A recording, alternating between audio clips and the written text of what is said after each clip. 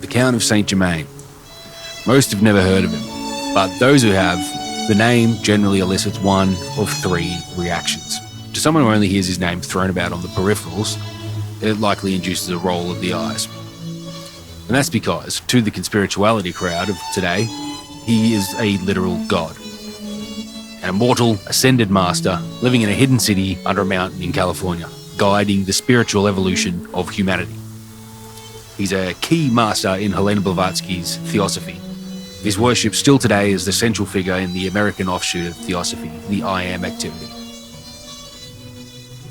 But to the initiated elites of the 18th and 19th centuries, he was a boss man. He was the man who walked into the Palace of Versailles dripping in diamonds, speaking every language perfectly, telling wild stories about being immortal and witnessing key points in history.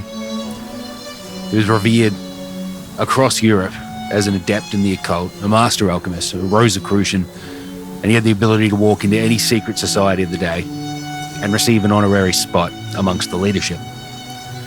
But all these people, no matter the opinion they have on him, they all share one thing in common.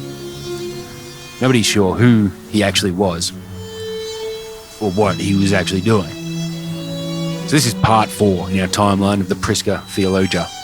But this episode is going to be a bit different. This won't be a sweeping overview of 100 years of Hermetic influence. This one's going to be a bit more singularly focused. There's a story to be told here, and it's a story that hasn't been told. In public, anyway. This story is the beginning of the inevitable outcome that was always going to happen once the church lost its grip on information and the secret societies reached critical mass in Europe. This is a story about one mysterious, immortal alchemist, a secret society from Bavaria called the Illuminati, the French Revolution, and what the hell that all has to do with each other. Oh, and if you're in the St. Germain as an ascended master camp, then you're going to be mortified with the conclusions of this story, but please listen. Talk of a political dirt unit. It's typical.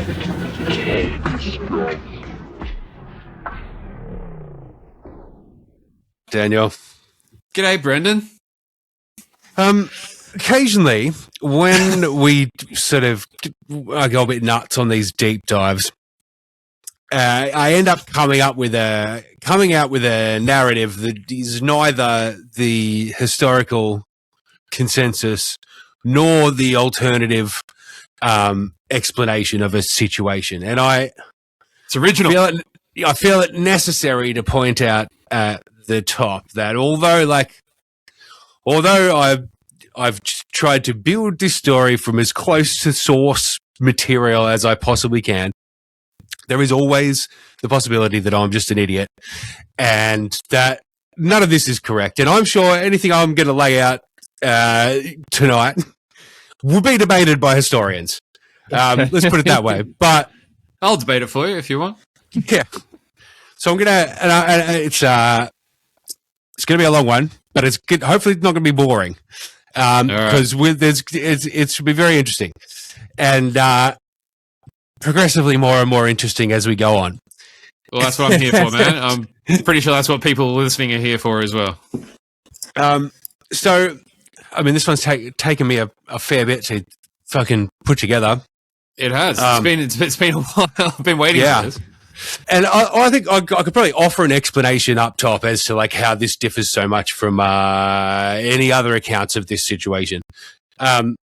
Technology, basically. I mean, when like no one until the last couple of years has had the ability to just like sit down, at their computer and have access to 300-year-old French memoirs and then the ability to just throw it in an AI and ask it to extract the exact information you're after or see if it has it, and get it out. Like this has not been available. So sure, we're going to... I think about that often, actually.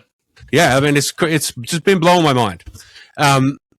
So I do want you to keep in mind as we go that, fuck it. Don't keep anything in mind. Just listen. I'm here for the ride, baby. I'm gonna try and get through it, but I'm gonna also think I'm gonna try and make sure I talk slowly. So if I start talking too fast and you start missing details, like ask as many questions as come up, Okay. If something sounds confusing, get me to clarify. And we'll start off. Quick I'm not going to recap where we've been doing on this sort of like ongoing series, but basically, to catch anyone up to speed who hasn't seen any of the previous 3 episodes, we're basically tracking the birth of Hermeticism into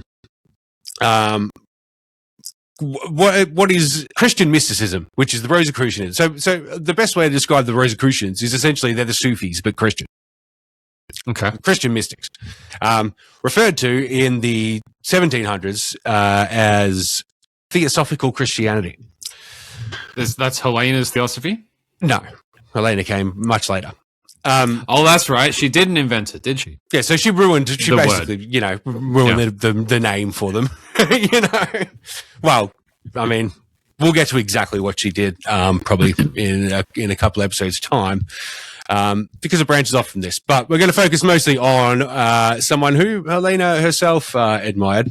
We've sort of looked at the main figures of the first wave of the occult, of the Templars and whatever, and then your second wave of John Dee and probably Francis Bacon. You could probably throw in there, and the early Rosicrucians and the early Freemasons, and so now we're getting to the third wave. We all looked at also the Renaissance into the Enlightenment, and how this sort of translation of all these occult texts by Cosimo Medici kind of sparked this just philosophical and artistic flourish in Europe.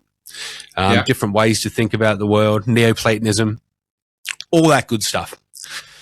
So during the Enlightenment, by the time you get to the late 1700s, rationality is taken over in Britain. So Britain's kind of we noted last time that people like Isaac Newton, the head of the Royal Society, was, writing more about alchemy and trying to figure out decode the dimensions of Solomon's Temple to get the date for the end times than he was with gravity. But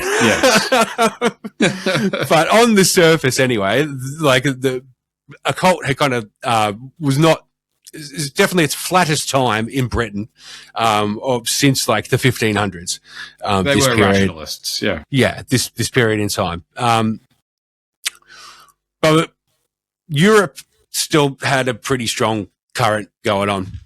So the end of last episode, we left Benjamin Franklin on a ship from London to the US. Going home after a long time, right? After 20-something years. Yeah. As the ambassador or whatever in London. Franklin landed in Philadelphia on May 5th, 1775. The world he stepped onto was not the world he had left. 2 weeks earlier, while he was still at sea, the shot heard around the world had been fired at Lexington and Concord. The time for information gathering and secret coordination in the lodges and secret societies of Europe was over, and the kinetic phase of the American Revolution had begun. It wasn't the Royal Society in London as an official institution that seized the colonies, but it was the transatlantic invisible college that had used the society as its intellectual heart. And by 1775, their network had reached a breaking point. The British monarchy was proving to be a bottleneck for progress. For the Royal Society, the science people? Transatlantic Invisible College. The Transatlantic Invisible College. So it's not like specifically the Royal Society, but it's the Royal Society was the intellectual heart of this broader network that you refer to themselves as the Invisible College, which stretched across the Atlantic. Yeah. And the revolution was also a civil war within the elite. On one side was the old guard, represented by King George II, or the third, and the traditionalist aristocracy. And on the other side was the new guard, the Baconians, Franklin, Jefferson, backed by the radicalized Masonic lodges of France and the merchant networks of the Netherlands. And when they defeated the Redcoats, legend goes that all that was needed was for the founding fathers to sign the Declaration of Independence. But Jefferson, Washington and co. had frozen up, paralyzed at the enormity of the situation, when suddenly a mysterious figure wearing a black cape burst into the room. He proceeded to give a passionate, rousing speech about giving birth to an empire for the new world. And by the end, everyone was so pumped up about it, they all signed the document. Afterwards, they went to thank the stranger, but he disappeared without a trace. Goodness. Crazy. Now, that didn't actually happen, just so we're clear. It will become relevant, though. What did happen was the design of the Great Seal of the United States. The founders wanted to differentiate themselves from the monarchies of Europe. So instead of going with like a traditional, like European-style symbol, they opted to go with a Rosicrucian alchemical diagram. The unfinished Egyptian pyramid capped by the all-seeing eye. It is weird. We take that for granted and kind of ignore it, but it's like, yeah, this Rosicrucian current was like massive in Freemasonry at the time. I think like the triangle, the pyramid symbolizes reaching the highest level of the great work. And then the eye on the top is like something to do with God. And then the quote, which is Novus Ordo Sectorum, translates to a new order of the ages. And that's a quote from Virgil, the Roman poet. Okay. So they defeated the Redcoats, and the Invisible College now possessed its own sovereign military industrial fortress in the exact location that John Dee predicted the metaphorical messiah of the next penultimate age to be born. Arthur St. Clair, born in Scotland and a prominent Freemason in the Pennsylvania lodges, he served as a major general under George Washington during the Revolution. And in 1787, St. Clair was appointed president of the Continental Congress, which was the highest political office in the country before the ratification of the Constitution.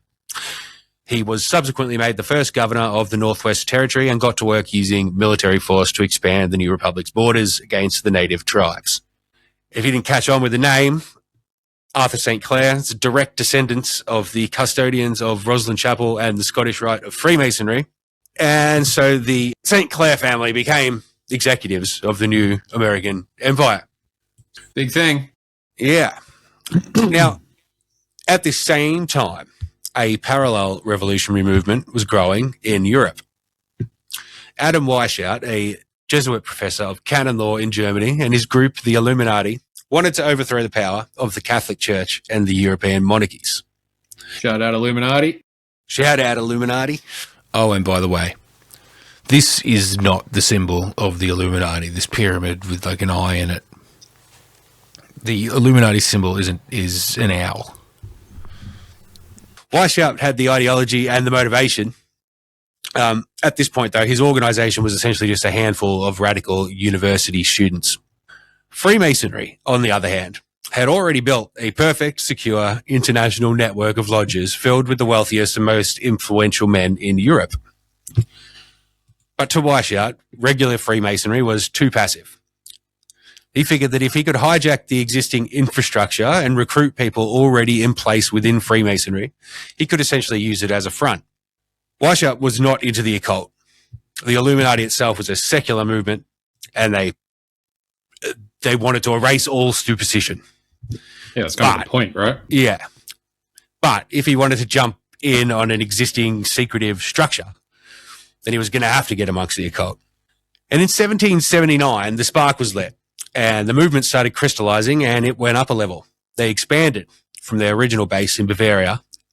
In late 1779, Weishaupt walked into the territory of Ernest II of Saxe-Gotha-Altenburg. The territory of Gotha became the safe space for the Illuminati, and they got to work. Things kicked up a gear again in 1780 when a high-ranking, deeply connected Freemason named Baron von Kadigi was initiated into the Illuminati. Baron von Kadigi was completely on board with the Illuminati's agenda, but he knew it lacked the numbers and the structure, so he got to work. To quote from the handbook of the inner circle of the Illuminati that was seized and then published by Bavarian authorities, we must consider how we can begin to work under another form. If only the aim is achieved, it does not matter under what cover it takes place, and a cover is always necessary. The occupations must be so allotted and contrived that we may, in secret, influence all political transactions. The great strength of our order lies in its concealment. Let it never appear in any place in its own name, but always covered by another name and another occupation. None is fitter than the 3 lower degrees of Freemasonry. The public is accustomed to it, expects little from it, and therefore takes little notice of it. Baron von Knigge restructured the Illuminati's degrees to overlay the existing Masonic system in what's best described as the babushka doll strategy. Oh, so that's why everyone keeps fucking going on about it. Yeah. There's so much more than that. Yeah. It's clever. Yeah. They're also like, I meant to put this quote in and I forgot to do it at the last minute, but another important quote from that handbook was, what we need to do is target the press and reading clubs and book publishers and bookstores. Also clever. Yeah. So with book publishers, it was, you need to like not infiltrate the companies themselves, but the circles of the people who make the decisions on publishing the books and indoctrinate them into their way of thinking. Yeah, it's very interesting. It's basically like it's the blueprint for like, you know, every fifth column that's been attempted since. You know? Yeah, exactly. And who's this guy doing this? Baron von Knigge. So the Illuminati operatives were deployed to join Masonic lodges across Germany and France. Once in there, they observed the membership to identify the most intelligent, influential, wealthy, and politically radical Masons. The Illuminati representative would then approach them and essentially pitch a secret within a secret. Offering exclusive access to an even deeper level of secrecy turned out to be a hit. Who would have thought? The lower level Masons continued their standard rituals. Meanwhile, their grandmasters and treasurers were now part of their own parallel, invisible, radicalized group. The heads of the bridge of these two worlds were Prince Charles of Hesse-Kassel and Duke Ernest II of Gotha. Both territories, Gotha in central Germany and Charles's territory of Schleswig-Holstein in the north, became the safe spaces for this network. Both Charles and Ernest II were Grand Masters of the Freemasonic Templar Rite of Strict Observance. This is the rite that considers themselves the actual surviving continuation of the Knights Templar. They're a highly esoteric, elite, occult branch of Freemasonry, far from the lower levels of Freemasonry initially infiltrated by the Illuminati, and the branch of Freemasonry that was already populated with the Polish Catholic convert Sabbatean Frankists that we covered last time. It was a potent babushka doll of radicals, a powder keg that wanted to be lit. And I said this before, but I'll say it again. It's true that Adam Weishaupt was not a fan of the occult, and the Illuminati itself was not an occult organization. It was a secular, radicalized, revolutionary organization, but not its patrons. The Illuminati was always intended to be a parasitic organization. And I say that as in it needed to find a host and feed on that host. If you want an existing, in this case. Yeah. So if they wanted an existing, substantial, secret network that's powerful enough to achieve their objectives, and they had to be an occult group. These aristocratic German houses, and specifically, they're British German houses, so like there are lots of British marrying into these German houses along the years, that provided the bridge to the Freemasons. They're at the top of the food chain in the occult underground. So there is this line that's sort of parroted a lot, and I've read a lot of debunking about the Illuminati over the last few weeks. The line that Weishaupt hated the occult. It was a great cover story for some plausible deniability, but that's about all. And so I have to acknowledge here as well the overwhelming mainstream historical consensus on the situation that unfolds from here. I'll quote a passage, or you can quote a passage from Wikipedia's very detailed page on the Order of the Illuminati. Okay. Between 1797 and 1798, Augustin Barrel's memoirs illustrating the history of Jacobinism, oh, I remember that one, and John Robertson's Proofs of a Conspiracy, oh, I remember that one too, publicized the theory that the Illuminati had survived and represented an ongoing international conspiracy. This included the claim that it was behind the French Revolution.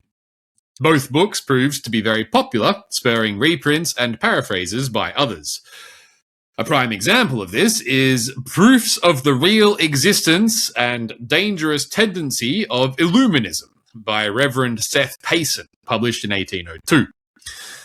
Some of the response to this was critical. For example, Jean-Joseph Mounier's On the Influence Attributed to Philosophers, Freemasons, and to the Illuminati on the Revolution of France.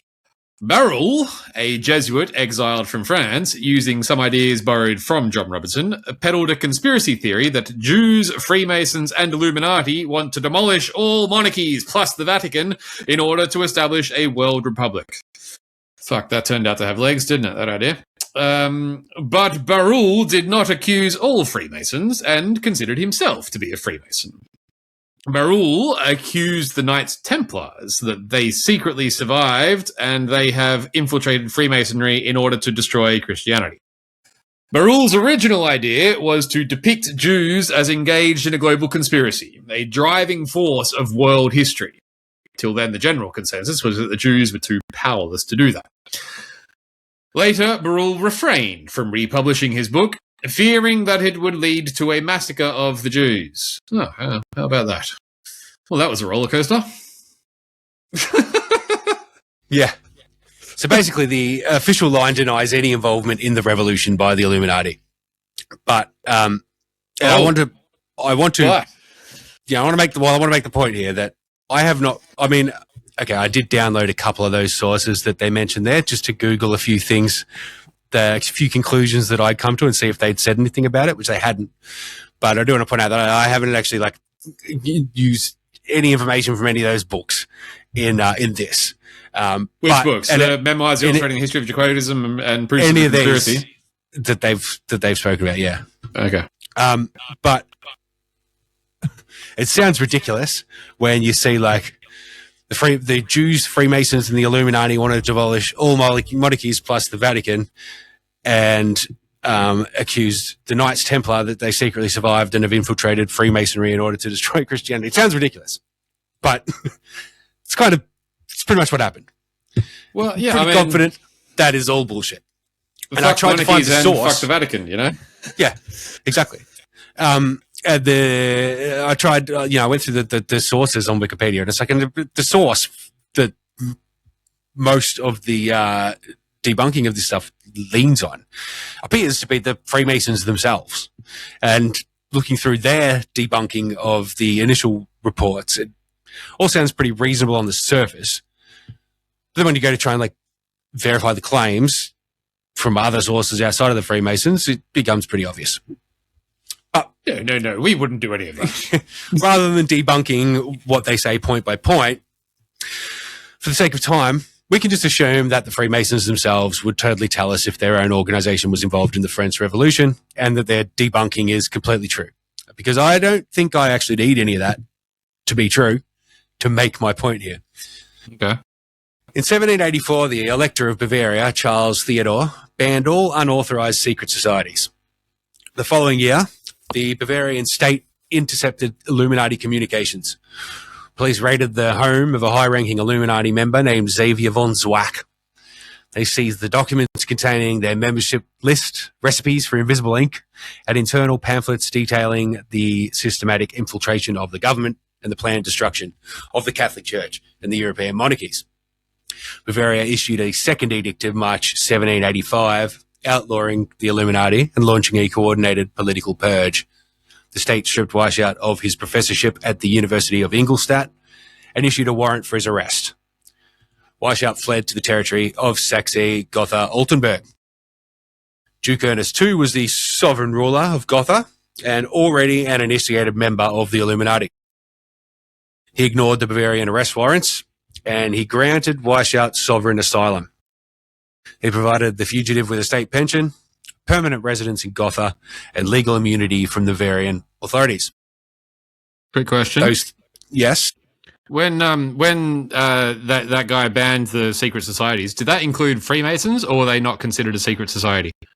That's a good question. Sounds like they weren't very secret. I don't think they considered a secret society. Yeah. Yeah, so that's how they're allowed to continue. Also, all these dukes and stuff, they're county or state or whatever that they're in. That's their own sovereign territory. So like they don't have to enforce these rules. And, it's the heads of these counties and stuff that are like the grand masters of like these different secret societies. So like, yeah, the concept of a nation state isn't very simple back then, is it? It's a pretty complicated idea. It's very complicated. Yeah. Okay. So yeah, these three groups, the Asiatic Brethren, the Templar Rite of Freemasonry, and the Illuminati, they all merged in 1782, and they remained very much active throughout the entire French Revolution. But you can't understand how this all went down without understanding somebody who nobody seems to be able to understand back then or today. But that's what we're here for. We need to back over some territory we introduced last time. You go over it with a fine-tooth comb. A mystery. I can sense him already. Yeah. He's a mystery inside of an enigma, wrapped in a riddle, coated in diamonds and jewels, dyed a deep, vibrant purple colour, and holding a little vial of clear liquid. The Ascended Master himself, an immortal, and a good friend of the podcast, the Count of St Germain.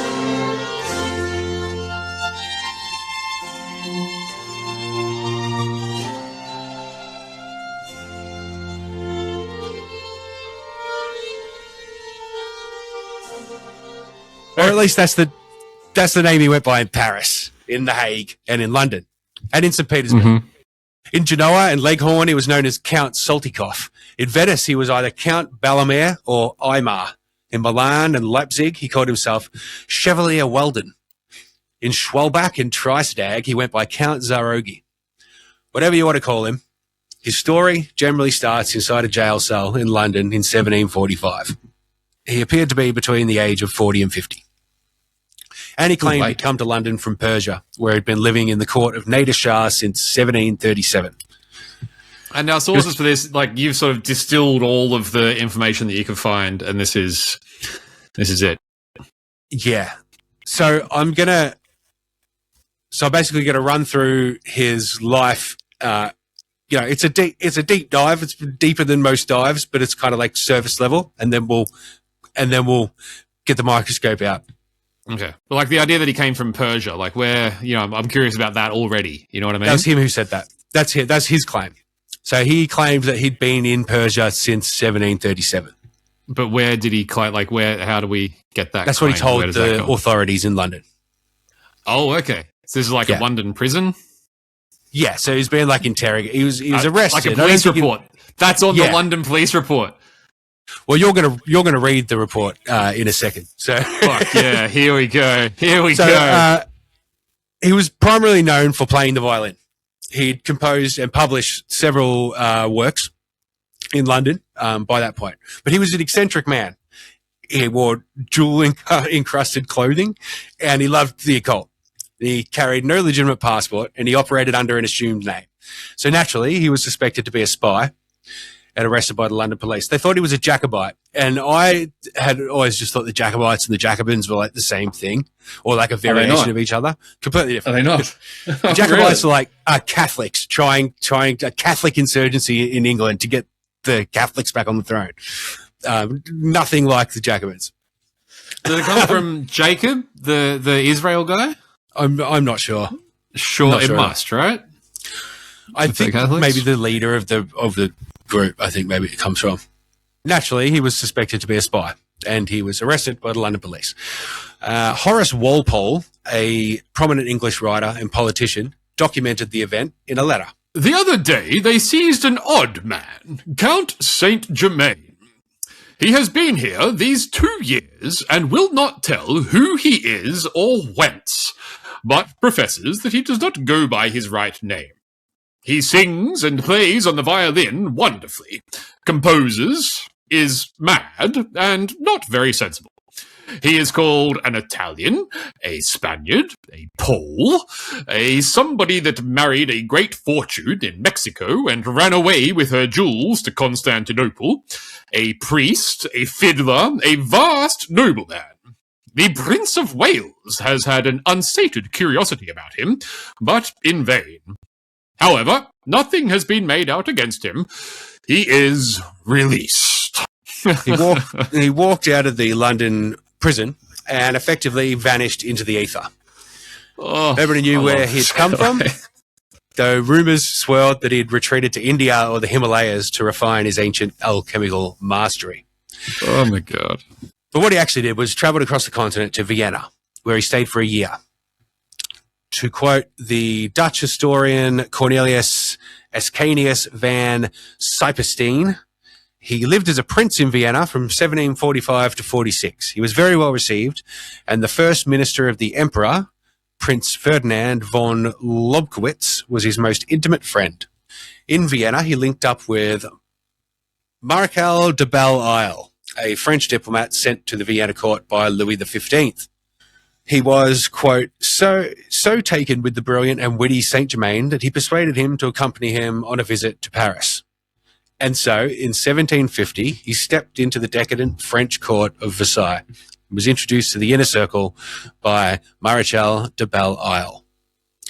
He captivated the central node of aristocratic power, King Louis XV and his mistress, Madame de Pompadour. Charismatic motherfucker, you know what I mean? Like, he's just such a good party guest. He's so interesting, and like, He's people a are like, party oh boy. yeah, definitely come along with me to meet the He had king some or the prince stories. or whatever. Yeah. Now, they were so taken by him that the king installed St. Germain at the Château de Chambord, outfitting a massive royal laboratory exclusively for his alchemical experiments. St. Germain operated with complete impunity, and the king utilized this immortal count as a shadow diplomat, bypassing the French Ministry of Foreign Affairs entirely to run secret missions across Europe. This is King Louis XV notoriously really distrusted his government. And so he had his own basically spy group called the King's Secret, which he would use to spy on his ministers when they were overseas and stuff, and do things behind their back for him. And he got St. Germain started working as one of them. What year are we in here? 1750. Okay, so we've gone back a bit. Yeah. His mythology was formed at dinner parties. St. Germain would attend lavish royal banquets where dukes and counts gorged themselves on roasted meats and heavy wine. He'll be served a large meal where it would stay on the table in front of him the entire night untouched. He was only ever seen consuming mineral water. He was known to be dripping with diamonds and jewels that were encrusted into his clothes, and it was noted that his pockets and violin case was full of them. And at these parties, he captivated the entire room. He would recount historical events as if he was there. I don't mean that he captured all the fine details. I mean as if he was literally there and part of the story. He would casually drop stories about conversations he had with Richard the Lionheart, or describe court gossip from the reign of Cleopatra. In a letter to Frederick the Great, the French philosopher Voltaire explicitly describes St. Germain as a man who never dies and who knows everything. This is taken in modern recounts of the Count as proof Voltaire was attesting to his genius and immortality. But in reality, it was a sarcastic comment about a man who never shuts up. The secret to this exuberant, ever youthful persona was kept close to his chest. And I don't mean that figuratively. I mean St. Germain carried on him an ornate glass vial that he claimed contained the elixir of life. This, he claimed, was the key to his immortality. Modern theosophical sources claim that Madame de Horset, the personal maid to Madame de Pompadour, wrote that during deep conversations about aging or history, St. Germain would deliberately reach up and hold the vial. He reverently cited the glowing liquid inside as the source of his boundless stamina and his victory over time.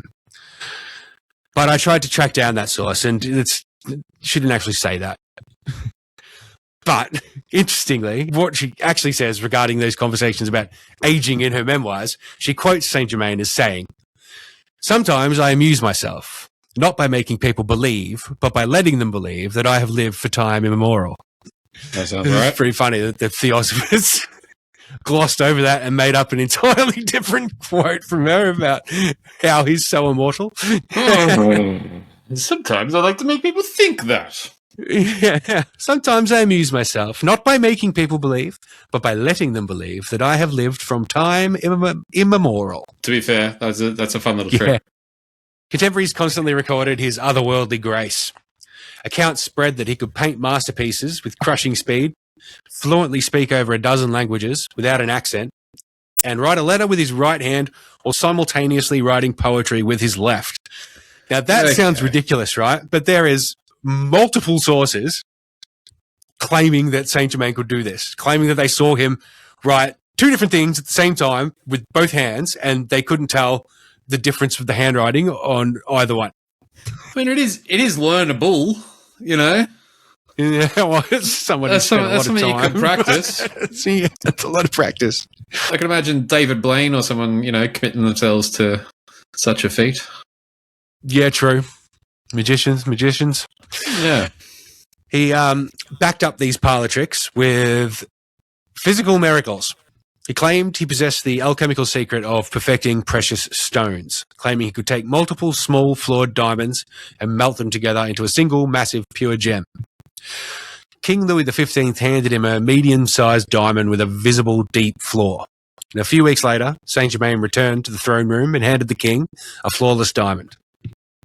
He had it valued and it gained like 4,000 livres of value, according to his jeweler. To the women of the court, he provided a concoction known as St. Germain's tea, triggering miraculous revitalization that further cemented his reputation as a master of biological time. Cocaine. That had cocaine in it. No, I got the recipe. We'll go over it a bit later. All right. He had a very close friendship with King Louis XV, often observed spending many a late night in the king quarters, entertaining him and Madame de Pompadour with his stories well into the late hours. Throughout this time, he attempted to sway foreign policy. He was an advocate for moving away from the French-Austrian alliance and forging closer ties with the British. The French ministers would never allow this, but over time he appears to have swayed the king, and in 1760, Louis XV dispatched St. Germain to The Hague in the Netherlands to broker a secret peace treaty with the British and the Prussians, going completely over the head of the French Minister of Foreign Affairs, the Duc de Choiseul. Choiseul discovered the back-channel negotiations.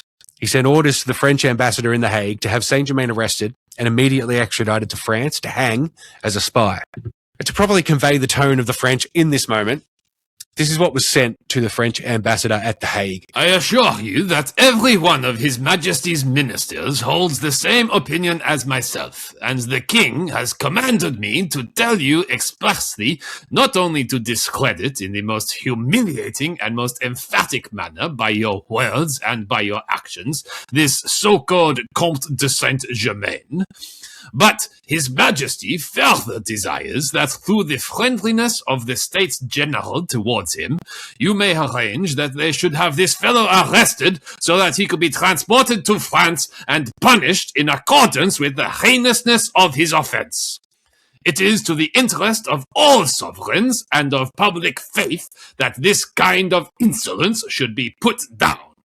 In short, monsieur, the king absolutely wills that this adventurer shall be cried down and disgraced in the United Provinces, and that he shall, if possible, be punished as his attempt deserves. And then this was followed by a public condemnation read out loud at The Hague. An unknown, I can't do a French accent as good as you, an unknown person who goes by the name of the Comte de St Germain, and to whom the king, my master, has generously given shelter in his kingdom, has abused this favour. The king, my master, expressly commands me to make this known to your high mightiness and publicly, so that no one throughout your dominions may be deceived by such an impostor. His Majesty further commands me to reclaim this adventurer as an unauthorized man who has abused in the highest degree the shelter given to him, by meddling with and discussing the government of the kingdom with as much impropriety as ignorance, and by falsely and boldly asserting that he was authorized to treat the most important interests of the king, my master. Louis XV burned him. He denied having ever sent the Count. He abandoned the immortal alchemist and left him in a spot of trouble. Facing the dungeons of the Bastille, St. Germain fled The Hague and boarded a ship and fled to London. He spent 2 years there. In that time, he published some more music. The creatively named 7 Solos for a Violin. And then he relocated to St. Petersburg. This wasn't a random move. In his time in France, he had a close friendship with the Princess of Anhalt-Zerbst. and spent a lot of time at her house. The Princess of Anhalt-Zerbst had a daughter. Her daughter was married to the heir of the Russian throne. Her name was Catherine. In January 1762, the Russian Empress died and Tsar Peter II took the throne. Tsar Peter II was highly unstable and not popular with the military. The Imperial Guard was controlled by two brothers, Grigory and Alexei Orlov. St. Germain got to St. Petersburg and linked straight up with the brothers. In July 1762, the Orlov brothers executed a military coup. They assassinated Peter III and placed Catherine the Great on the throne. Grigory Orlov would later be quoted saying, St. Germain played a great part in our revolution. He was quoted, okay. Jesus Christ. Now, I think he provided the funds. I think he funded it. But, I can't be sure. But that's my read on the situation. I have such an uneasy feeling about this guy. You know what I mean? Like we don't know if he's a force for good or an evil thing, or like there's such a mystery about it. I don't know how to feel. He's obviously you have a clearer picture by the end. Sure. I like the guy, but he's hard not to like so far. But it's like I don't know. I don't like being. I don't like having things kept from me. Yeah, well, that's what he was all about. Yeah. This revolution firmly allied the Russian military elite to the Count. Right. 8 years later, during the Russo-Turkish War in 1770, Catherine dispatched the Russian Baltic fleet into the Mediterranean. Can I just ask? I don't know if we might be on the wrong timeline here, but is Rasputin going to come up in here at all, or is that the wrong period? Wrong period. He was communist revolution. Much later time. Yeah. Oh, okay. He'll absolutely feeture. I was getting kind of Rasputin vibes, when he was back hanging around with the king. Well, he's just a guy who just walks in and starts hanging around, Well, I think St. Germain set an archetype. Third wave occultist. He set off the third wave of occultists. So he inspired Rasputin. This is he inspired this whole people trying to get into the... But it became... I don't know. We'll cover it in future episodes. Okay. Anyway. So Catherine dispatched the Russian Baltic fleet into the Mediterranean during the Russo-Turkish War in 1770. The fleet anchored in Livorno in Italy. This fleet commanded by Alexei Orlov. When they got there, St. Germain was waiting for them. This is document, in the port. So this is documented by the Margrave of Brandenburg-Ansbach, who witnessed St. Germain meet Alexei Orlov. And if I ask how you got that document, is that just going to throw us way off? Is that going to take too long? You know what I mean? I'm just fascinated by your process. But then we'll just be here for a week. No. It's mostly getting names from. So there's considered the definitive, best, most well-researched account of St. Germain's life. So basically, I just found the sources myself and just dug through them. It's written by a theosophist, but it's serious work. Okay. So a lot of the work was sifting, for example, lots of nuggets on good sources on people that talk about Saint Germain that I was able to then just track down the source. Yeah. But also she adds in there as truth the secret doctrine. Anything Blavatsky wrote is included in Saint Germain's biography as true. So and there's a few other wade through that as well. You gotta Sure. And it's funny. So she mentions this Russia thing. So you dig into it, and it's there he is. She's also there's a lot of sort of forgeries or I don't know. I guess they're called hoaxes. I don't know. Hoaxes is what you call it, but accounts of Saint Germain just made up about him 100 years after the fact. Yeah. And she takes it all as gospel and it gets ridiculous. But because of those later made up sources, they informed the lens on how she interprets the things that he does throughout his life, which I think is just way off. Not the case. And so it takes a sort of that's why I couldn't just use her book. I had to find the actual sources and put them together and see what it looks like, rather than like taking her word for like what it was that he was doing, you know? Yeah. I mean, it's hard enough researching disinformation today with stuff that's happening now, you know, let alone stuff that goes back 200-300 years. But hey, that's, but the beauty of it is like every single half wealthy person in the fucking 18th century kept a diary every single day, and then it was published after their death. So it's like more stuff out there about them and the details of their day-to-day life than there is like in the social media age. Yeah. That's why they call him the information archaeologist, ladies and gentlemen. And so this guy, the Margrave of Brandenburg-Ansbach, who witnessed Saint Germain meet Alexei Orlov in Nuremberg, said Orlov embraced him, called him "Caro Padre," dear father, and Saint Germain appeared on the docks. Saint Germain was wearing the full uniform of a Russian general, carrying official credentials with the imperial seal, and operating under the name General Saltykov.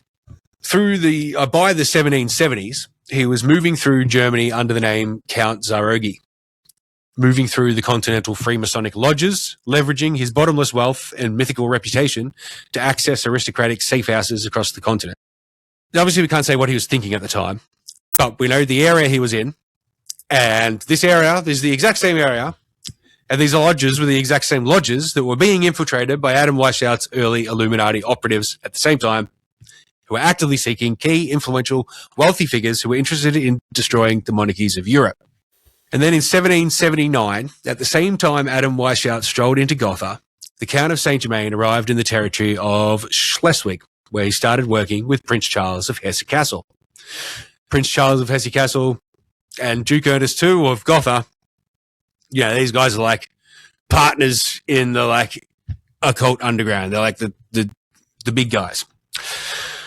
So Charles is no idle aristocrat. He was the undisputed head of the German occult underground. He was a high-ranking military general and a Grand Master of several elite Masonic orders, including the highly esoteric Templar Rite of Strict Observance. He moved St. Germain into his summer residence, outfitting an industrial-scale alchemical laboratory for him to do his experiments. This specific geographical and historical intersection was the boiling point for the modern world. Working alongside Charles and the highest echelons of German Freemasonry, St. Germain helped establish an incredibly secretive group known officially as the Order of Knights and Brothers of St. John the Evangelist from Asia in Europe,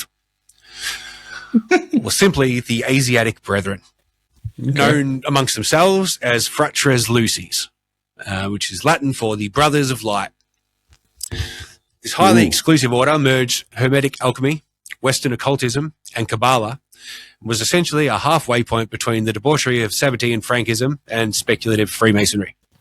It had rituals and degrees like Freemasonry, but it engaged in deliberately taboo activities.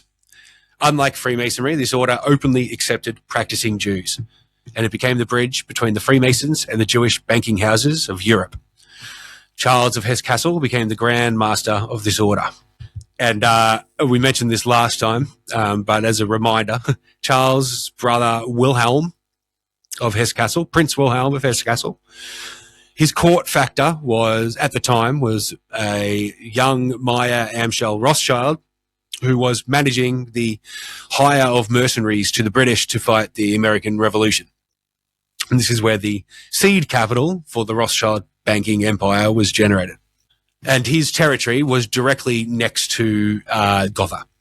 You're going to need a big forkboard and some string. And well, hopefully a big whiteboard, please. I'd like this.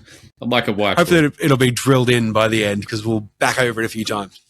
But as I touched on briefly before, the ultimate form of this shadow network came together in 1782 at the Convent of Wilhelmsbad. This was the most important Masonic Congress in history, convened by the leaders of the Templar strict observance to decide the future of the European esoteric underground. The convent was hosted and orchestrated by the House of Hesse-Kassel. The official registries of this convention record the Count of St Germain in attendance as a delegate. Now, at Wilhelmsbad, Adam Weishaupt and Baron von Knigge successfully integrated the Illuminati to the upper ranks of traditional Freemasonry. The parasitic organization. We're back where we started. We're back where we started. They found their hosts in the command structure of the Templar Rite. This couldn't have happened without the endorsement of the Count of St Germain. To the initiated delegates in the room. Yeah, like at this point, it's like he's like, got to be like 70 odd years old. And St. Germain? Yeah. And so, he would have been like 74 or something. I like thinking of him as a sprightly young fella. Yeah, so we'll think in London in 1745, looked like he was between the age of 40 and 50. Okay. So, he built this massive reputation and mystique in France in the 1760s or the early 1750s.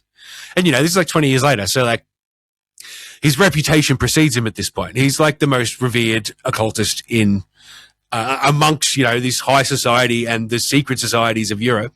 He's like a fucking god to them at this point, Also, we're assuming that he's a human who ages at a normal pace. Oh, yeah, he definitely does. Oh, he does? Okay, that's relief. And and that's what he did with the Asiatic Brethren. That it was the thing that gave them their legitimacy and got them off the ground was that he endorsed them. He said, okay, he helped to form them, and then he said, basically slap my name on the flyers, So the Asiatic Brethren, is that like expats, or is that like locals, or is that like what? No, it's nothing to do with Asia. I mean, I think the Asia, it's like a reference to like the 7 churches of Asia that are referenced in the Bible or something like that. And but like it's all it is a new offshoot of Freemasonry that allows Jews in. That's basically but then okay. I don't know. I'm going to touch on them more next time. I haven't gone into in much detail in this one at all because it's the whole thing. Mm-hmm. So yeah, to the initiated delegates in the room at the conference, the most powerful occultist in the world was giving this absorption of the Illuminati his direct blessing. And the architecture to dismantle the French monarchy was permanently locked in place. Shortly after cementing this revolutionary network, the immortal Count began to prepare his official exit. By 1783, he relocated to a tower attached to a factory in Eckernfort, a cold, isolated Baltic port town directly under the jurisdiction of Charles of Hesse-Kassel. And then on February 27th, 1784, the Count of St Germain died in his quarters. Oh. Charles of Hesse-Kassel was reportedly away in Kassel at the exact moment of his passing, though he rushed back and immediately took total unilateral control of the Count's estate. But the official death inventory filed by the local authorities did nothing to assure the public that the immortal Count had actually died. This was a man who famously arrived at the Palace of Versailles dripping with diamonds, carrying his prized violin wherever he went, maintaining a bottomless fortune that bought his way across empires. Yet, when the German officials catalogued the contents of his final room, they found virtually nothing. The ledger records a few threadbare linen shirts, an assortment of cheap cravats, some basic toiletries, and an array of cryptic papers. There's no gold, no diamonds, no royal bearer bonds, and most incredibly, no alchemical text, no grand philosophical manifesto, no violin, and no trace of the ornate vial containing his legendary elixir of life. Do they reckon he took it all with him, or? It was as if the entity known as the Count of St Germain simply evaporated, leaving behind a completely scrubbed, sterile room. He died leaving no biological family, no verified real name, and an estate entirely devoid of the incomprehensible wealth that had defined his entire existence. And what year was that, sorry? When did he die? 1784. Okay. It looked like the flawlessly executed final trick of a magician who had grown tired of his physical alias and was simply shedding his skin to step back into the ether. And the ink on his official death certificate had barely dried before the dead man went back to work.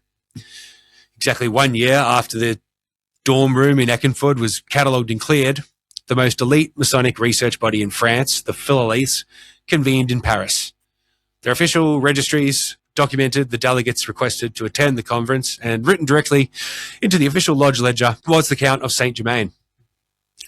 4 years later, the French Revolution reached its climax, and as the mobs dragged the aristocracy into the streets, the Count allegedly made a return to the court that had betrayed him 3 decades earlier. The Comtesse d'Armor one of the Queen Marie Antoinette's most intimate confidants, kept a detailed diary of the time. She recorded that St Germain repeatedly appeared to issue warnings to the Queen. Madame de Aimer claimed she met with him at the Church of the Récollet in Paris. She noted that he hadn't aged a day, of course. He told her the sun was setting on the French monarchy, the Bourbon bloodline would be slaughtered, and there was absolutely nothing anyone could do to stop it. The Comtesse recorded seeing his distinct face multiple times throughout the ensuing revolution. She wrote that she saw him standing in the crowd in 1793 as Marie Antoinette was led to the guillotine. She continued to document sightings of him operating in the shadows of Paris up until her own death in 1822. And his ghost continued to shadow the great political transitions of the 19th century. When the European empires gathered to carve up the map following the defeat of Napoleon, diplomats recorded seeing St. Germain casually navigating the 1814 Congress of Vienna. What? What diplomats recorded that? And how do they know who he is? One. Actually, it was just one. But how do they know what he looks like? Well, I'll tell you as we go on. Don't worry, mate. I've asked every question. We've had to delay recording on this for like 2 weeks. I've asked every single question there is to ask about this whole thing. In 1822, his presence was reported at the Congress of Verona, quietly advising European ministers. Franz Gaffer, a prominent Austrian writer, claimed he spent time with the Count in Vienna well into the late 1790s. Graffer recorded the Count declaring he had to travel to the Himalayas to rest for 85 years before he could return to guide humanity. Fucking Theosophy. In 1921, Manly P. Hall claimed St. Germain was actively running the American Revolution. He claimed it on July 4. This is in 1921. This Manly P. Hall wrote a book, and he claimed that on July 4, 1776, the Founding Fathers were terrified by the enormity of the revolution. And then when an unknown man in a dark cape, later named only as the mysterious stranger or the professor, locked the door from the inside, delivered a speech demanding they sign the parchment and unleash the destiny of a new empire. They rushed the table, the ink was spilled. When they turned to thank the man, he'd vanished into thin air. And is the guy who was writing that, was he a theosophist? Obviously. He was a Freemason. He was a theosophist at some point. I don't know if he always was. Okay. But look, now as these accounts become progressively more absurd, the legitimacy of his immortality begins to crack. If this entity is an immortal master possessing the cosmic secrets of the universe, then why is his eternal life spent exclusively functioning as a highly resourced political lobbyist for German princes and Masonic lodges? Gods don't typically run back-channel diplomatic negotiations for trade routes or organize secret peace treaties between nations or overthrow the Russian Tsar. I mean, that is kind of what the Old Testament is, a lot of it. Yeah. Yes, that's bullshit. Yeah. So they're people. Based on the information laid out so far, up to his death anyway, the actual verified stuff, he clearly appears to be following a plan or operating with some kind of direction. It can't be random. Like, I don't care how mysterious you are or how good your stories can be. You can't just stroll into the royal court wherever you go, get handed a lab to do experiments in and a house to live in, and go on to overthrow kings and negotiate secret peace treaties. Yet both King Louis XV and Charles of Hesse-Kassel just instantly trusted him completely, handed him a lab and a place to live, and casually just started playing geopolitics with him. You know who this reminds me of? Epstein? Epstein. Yeah, totally. 100%. Yep. Playing musical instruments. Walking in, getting fortunes. Yep. Yeah. He dressed like a sub, though. Yeah, not St. Germain. He encrusted jewels in his clothing. Yeah, it's fucking flamboyant as fuck. I love it. So in order to make sense of this guy, we'll have to tear down the tapestry entirely. So the first order of business, we need to establish exactly who the fuck the Count of St. Germain actually was. Throughout his entire public existence, St. Germain deliberately seeded conflicting rumours to muddy the waters of his own identity. Some swore he was the bastard son of the King of Portugal. Others insisted he was a Spanish nobleman, an immortal wandering Jew from the 1st century, or an Arabian prince. Or if you want to go full Theosotard, he was the prophet Samuel from the Hebrew Bible who reincarnated as Joseph, the father of Jesus, then came back as Roger Bacon, then Francis Bacon, before assuming his final immortal form as the Comte de St Germain. I think he was Samuel. Yeah, That's interesting. and then disappearing to the Himalayas to live as a hidden Mahatma and control the spiritual destiny of the world from the mountains. He never confirmed or denied a single rumour. He let the European aristocracy build his mythology for him. The closest thing we have to a definitive, authoritative source comes from the man who stood at the end of the line, Charles of Hesse-Kassel, who documented the confession in his memoirs. But any recounting of this that I've read stipulates that he didn't believe the story. And I even mentioned that last time we spoke about him. But I tracked down what he actually wrote, and that is not the impression I got at all. Some curiosity may be felt as to his history. I will trace it with the utmost truthfulness, according to his own words, adding any necessary explanations. He told me that he was 88 years of age when he came here, and that he was the son of Prince Rákóczi II of Transylvania by his first wife, Atekeli, or whatever. He was placed, when quite young, under the care of the last Duke de Medici, Guyon Gaston, who made him sleep while still a child in his own room. When Monsieur de St Germain learned that his two brothers, sons of the Princess of Hesse-Weinfried, the Rheinfelds, had become subject to the Emperor Charles VI and had received the titles and names of St. Carl and St. Elizabeth, he said to himself, "Very well, I will call myself Sanctus Germano, the Holy Brother." I cannot in truth guarantee his birth, but that he was tremendously protected by the Duke de Medici I have learned from another source. Okay. And this story actually checks out. Francis II Rákóczi was not a minor noble. Starting in 1701, he was public enemy number one to the Holy Roman Empire. He led a massive 8-year Hungarian uprising designed to permanently shatter Habsburg control over Vienna and Eastern Europe and secure independence for Hungary. Originally, he had the backing of the French, but as time went on, the support waned, and eventually they withdrew their support completely. As Rákóczi's rebellion began to fracture and fail, the Habsburg Empire targeted his children. Austrian agents confiscated Rákóczi's two sons, Joseph and George, dragged them back to Vienna, stripped them of their heritage, and brainwashed them into serving as compliant lapdogs for the emperor. They seized the Rákóczi's assets, stole the kids. Francis II was forced to flee to the Ottoman Empire, and his wife was left broke, childless, and essentially homeless. She ended up in Paris, where she died in 1722. The official English record says Francis II Rákóczi died in 1735, broke in Constantinople. But here's the thing. The official historical record also says that Francis's oldest son, Leopold George Rákóczi, died an unremarkable death in 1699 at the age of 3 or 4. If St Germain was born in 1696 as Leopold George, he would have been 47 years old when he appeared in London in 1743, and nearly every contemporary account from the era describes the ageless Count as looking exactly like a man between 40 and 50 years of age. And when he finally died in 1784 in the German port town, he would have been 88. The exact age he claimed he was to Charles of Hesse-Kassel. And if you look at the timeline of Francis II Rákóczi, it also lines up. 1699 is the year that the rebellion started to form. Okay, but still, could he really have had the foresight to fake the death of his first son as seemingly like the first order of business before launching his rebellion? Well, I'm glad you asked, because that's the thing. Francis II Rákóczi himself was born during a rebellion against the Habsburgs. His father was killed, and his mother, a revolutionary herself, remarried a Hungarian warlord named Thokoli.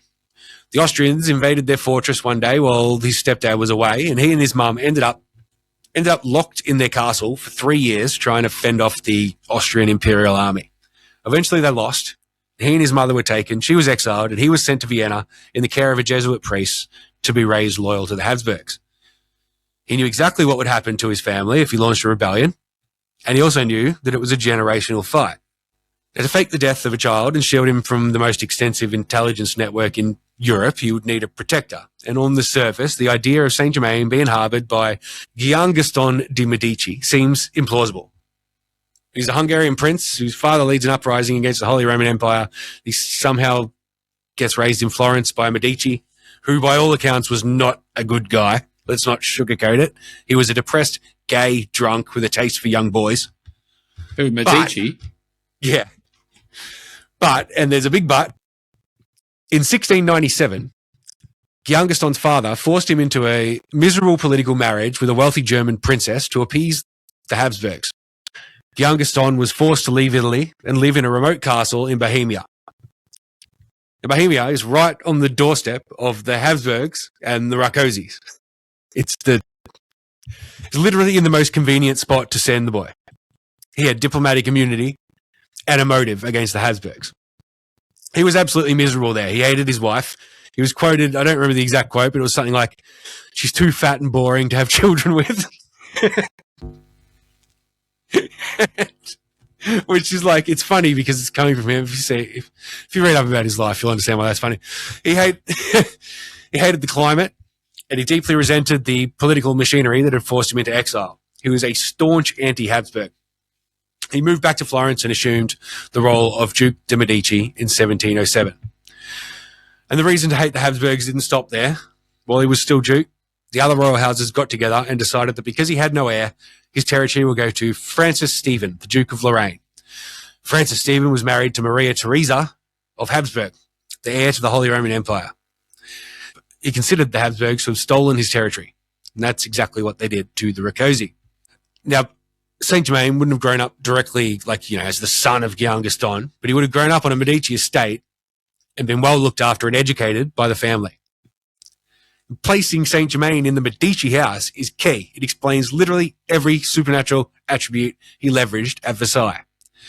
He didn't travel the cosmos to learn 5 languages fluently. The Medici court provided him with the most elite princely education on earth, training him to speak perfect Italian, French, Spanish, Russian, German, and English, while ensuring he was a virtuoso violinist.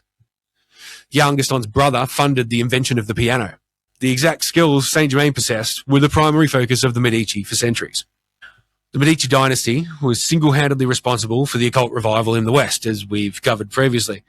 They maintained the most advanced alchemical, botanical, and poison laboratories in the world. If a young exile was hidden in Florence, he was learning raw chemical extraction and spagyrics from the finest scientific minds money could buy. This is where he learned his deep esoteric knowledge, how to manipulate pharmacology and brew detoxifying teas. Even the staggering, inexplicable wealth fits this perfectly. The Medici essentially monopolized the global diamond trade. Giangaston de' Medici died in 1737. This is the complete extinction of the Medici bloodline. A few years later, a completely unknown, ridiculously wealthy aristocrat materializes in London, dripping with flawless diamonds, claiming to have been in Persia since 1737. A little cherry on top of that, the Rákóczi family owned large estates in an Italian town called San Germano. And while the official English record states that Francis II Rákóczi died essentially broke, if you look outside of English sources, that is not the whole story. Dr. Ferenc Toff, a prominent historian specializing in French-Hungarian relations, wrote in his paper entitled Emigre or Exile, Francis Rákóczi II and His Exile in France and Turkey, said Louis XIV sent money, weapons, and military counselors to Hungary. The French subvention, about 30,000 livres yearly, arrived in Hungary via Poland very slowly. At the end of the war, this money was placed in the Hôtel de Ville of Paris. Later, during Rákóczi's exile in France, more subventions granted by the French king were paid to the Hôtel de Ville, which managed the finances of Hungarian émigrés. French records detailing Francis II's stay in France confirmed that Rákóczi held massive amounts of rents sur le Hôtel de Ville. In 18th century France, the Hôtel de Ville was the institution through which the French crown issued state debt.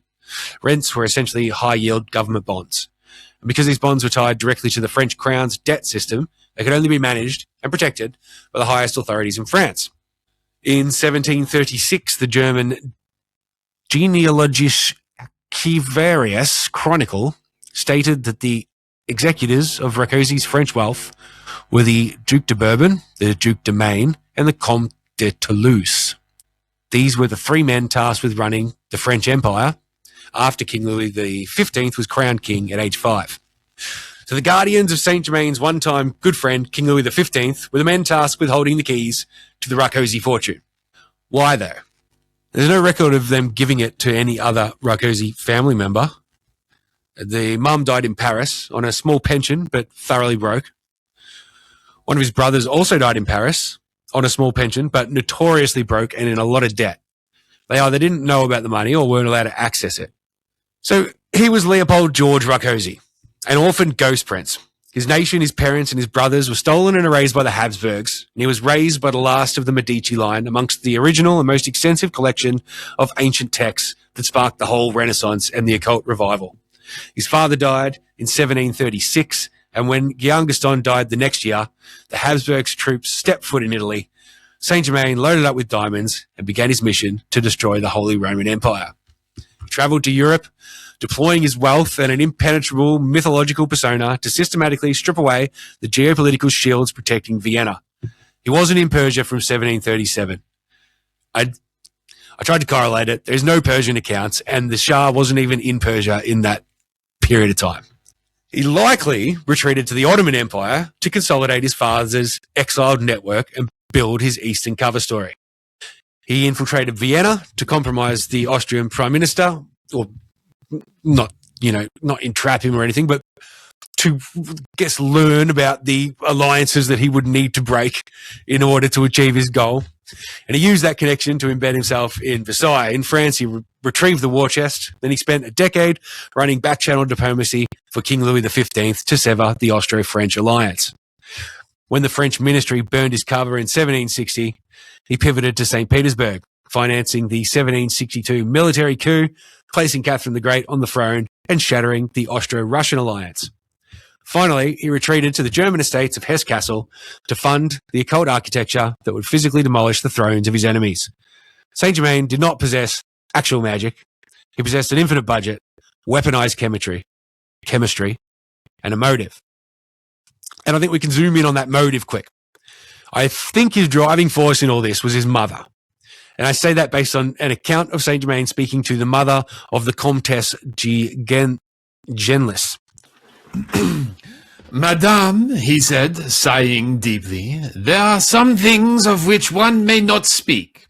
Suffice it to know that at 7 years of age I was wandering in woods, and that a price was set upon my head.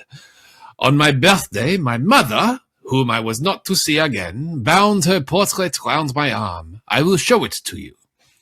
At these words, St. Germain threw up his sleeves and showed the ladies the miniature of an exceptionally beautiful woman, but represented in rather a peculiar costume.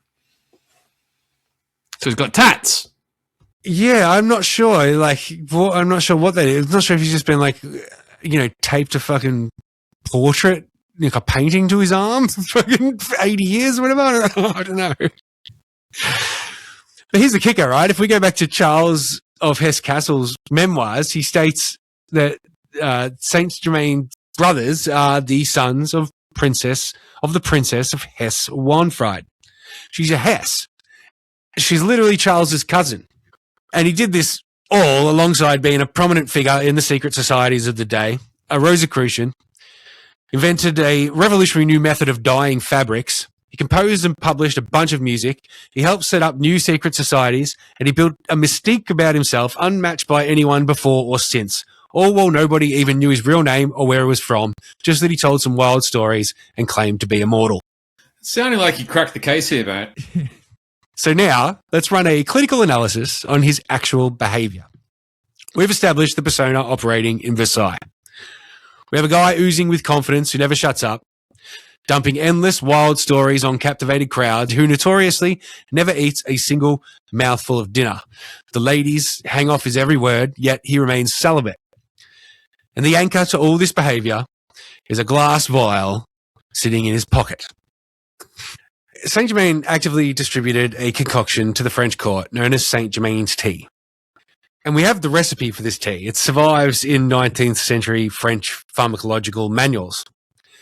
It's basically senna leaves, fennel seed, and elderflower. What leaves? Senna leaves. Senna is an aggressively potent laxative. Oh. The 18th century French aristocracy ate terrible diets full of rich sauces, heavy meats, and lots of wine, which left them bloated and chronically constipated. The Count basically administered them a potent medieval colon cleanse. They drank the tea, violently evacuated their bowels for 2 days, and returned to the court feeling significantly lighter and energetic. They genuinely believed they were drinking a mystical de-aging potion. But a man who never eats and claims to sustain himself solely on oatmeal doesn't need a colon cleanse. The liquid in the vial served a completely different purpose. And we do have raw observational data provided by the diplomats and other cynical operators who spent daily time with him that might be able to give us more clues onto what's in the vial. A man named Baron de Gleichen paints a slightly different picture than the usual accounts of St. Germain. Gleichen writes, he possessed a sort of violent energy. He would suddenly throw off his wig, pace the room, and gesticulate wildly while recounting his historical tales. Coke, mate. Yes. Well, Coke was not known in the European world at this time. Madame de Horset documented his complete lack of a normal sleep cycle, noting that when the formalities were over, he would retreat to his lab, where he would tinker away till sunrise. Contemporaries frequently zeroed in on his eyes, describing them as piercing, unnaturally wide and bright. This was also highlighted by the Count's rival. The Count of St Germain had a direct, acknowledged rival in the courts of Versailles, and it's possibly the most notorious womanizer in history, a man named Giacomo Casanova. Despite his charm and reputation for adoration from the ladies, St Germain was strictly celibate. The rest of the French aristocracy was definitely not. So Casanova, you might know the name and the reputation of some, you could say his reputation precedes him. Most history remembers him exclusively as a prolific lover and an adventurer. In reality, he was a mercenary, an intelligence asset, a Freemason, and a scam artist. He used seduction as his primary tool for acquiring wealth, leverage, and classified intelligence directly from the European elite. Born in Venice, he received an elite education in law and early sciences before weaponizing the occult for financial gain. He routinely scammed the Venetian nobility by selling fake alchemy and forged astrological charts. The Venetian Inquisition eventually threw him into the Piombi, the notorious, highly secure prison located under the lead roof of the Doge's palace in 1755. And a year later, he broke out of prison. And he used this escape as his PR campaign, which turned him into an overnight international celebrity. He fled Italy, he took his new fame, and he marched into Paris. He embedded himself deeply into the French establishment by successfully pitching and organising a massive, highly lucrative state lottery for the government of King Louis XV. He positioned himself as a financial fixer and a master of the esoteric, then set his sights on the richest people in France, specifically targeting the very wealthy Marquis d'Urfé, running sophisticated occult scams to drain her bank account. Casanova thought of himself as the apex predator of Parisian high society. He had the money, the connections, and the ear of the court. Then one day, he walked into a salon at Versailles and encountered a man who possessed infinitely more money, commanded absolute reverence, and completely refused to engage in the biological game of sex and food. Casanova first observed St. Germain at a dinner party in Paris. He documented his frustration of watching the Count dominate the room, and in his memoirs he declared, "This extraordinary man, intended by nature to be the king of impostors and quacks, would say in an easy, assured tone that he was 300 years old, that he knew the secret of universal medicine, that he possessed a mastery over nature." And he expressed his frustration at the way the Count would dominate the conversation. But even I can see how he would find that annoying. Yeah, but even he was not immune to his charm. Quote, "He talked unceasingly, and it must be confessed that his conversation was engaging. He gave himself out for a marvel and always aimed at exciting wonderment. He had a tone of decisive assurance. He spoke all languages and was a great musician, a great chemist, an agreeable figure, and managed to gain the favour of the ladies. When Casanova attempted to challenge St Germain on his supernatural claims, the Count would either ignore him or turn and just stare at him in silence, like a prolonged, awkward silence. That'll do it. That's a good trick. The French nobility always sided with the Count. Casanova could extract wealth by sleeping with powerful women, but he could not compete with the Count of St Germain. But it was not an even playing field. I put it to you, Daniel, that he was chemically enhanced. I've been saying this. If a modern clinician examines a patient exhibiting a complete lack of appetite, violent erratic energy, insomnia, dilated pupils, deep delusions of grandeur, and never shuts up, the diagnosis requires exactly 0 occult texts. The general consensus is that the vial that St Germain carries around is the same thing he was giving the elites of France, St Germain's tea. But it's definitely not.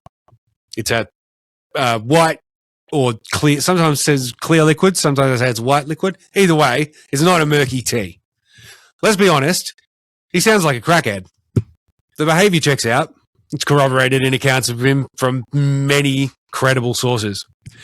But the first obstacle we face with this hypothesis is that synthetic amphetamines did not exist and could not have existed in the 1750s. So to ground this theory in reality, we would need to establish that he was in a place where we could be reasonably sure he would have been introduced to some kind of alchemical potion that is similar or related to amphetamines or other Class A stimulants. And he would have to have access to a supply of the raw ingredients and somewhere to process them. Had plenty of Well, we those. know that he definitely had somewhere to process them pretty much constantly. From the Medici estate to King Louis XV giving him a lab, all the way through to Charles, everyone, wherever he went, just gave him a lab. He constantly had the facilities for extracting chemical compounds. And we don't really know much else about where he's been before appearing in Europe, but we do know that between 1737 and 1742, he claimed to have lived in Persia in the court of Nader Shah. Now, if you look into Persian and Vedic traditions, you find that they revered this potion known as soma, made from the haoma plant. This is literally their elixir of life. They call it the elixir of life, which is what he called his vial. The elixir of life is the ultimate prize that the Western alchemists worked their whole life to discover. The ancient texts describe this plant as the divine elixir of immortality, consumed by priests to stay awake during endless rituals and commune with the gods. Modern pharmacology strongly links the haoma plant directly to the ephedra genus. Ephedra plants contain dense concentrations of ephedrine. And ephedrine is the direct biological and chemical precursor utilized today to cook modern methamphetamine. It's not just likely that St. Germain would have come across this in Persia, if he was in Persia. It's certain, because the brew was being used in the Persian temples and lodges during this time. You can also buy bundles of haoma at any Persian or Middle Eastern street market. As we established, St. Germain is notorious as a master alchemist, and the foundation of European alchemy relies heavily on spagyrics. This is the process of utilizing high-proof alcohol and early acidic solvents to macerate plant matter, isolating and extracting the pure essential alkaloids. He possessed the state-funded laboratories at Chambord. He could have easily run a standard spagyric extraction on raw eastern ephedra. He notoriously would disappear for multiple years at a time. The travel timeline perfectly accommodates the physical requirements for a Middle Eastern resupply run, but he didn't need to do that. A man as wealthy as the Count could just go to the ports of Venice, Naples, or even Istanbul or Constantinople if he was feeling adventurous, and use his mastery of every language to buy some straight from the Persian merchants, which is good because he almost certainly didn't spend any time in Persia. He was just raised by the Medici, who possessed every pharmacological and alchemical text in the world. Tell me, Daniel, if you add an N and an E to the end of Medici, what do you have? Medicine? Yeah. Both words come from the Latin root word medicus. Before they were bankers, the Medici came from the apothecaries. They're a line of medics. I dare say the Count's claim of time in Persia is his nod to his taste for the Persian potion.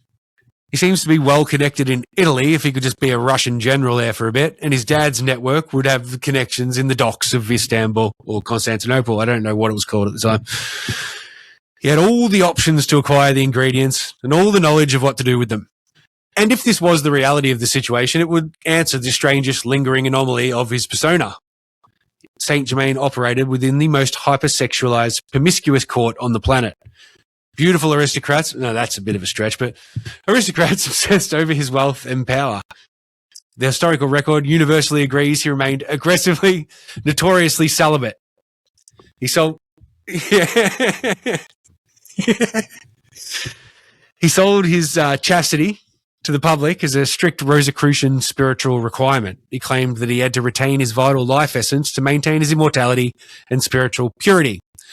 But we must acknowledge the reality of heavy ephedrine use.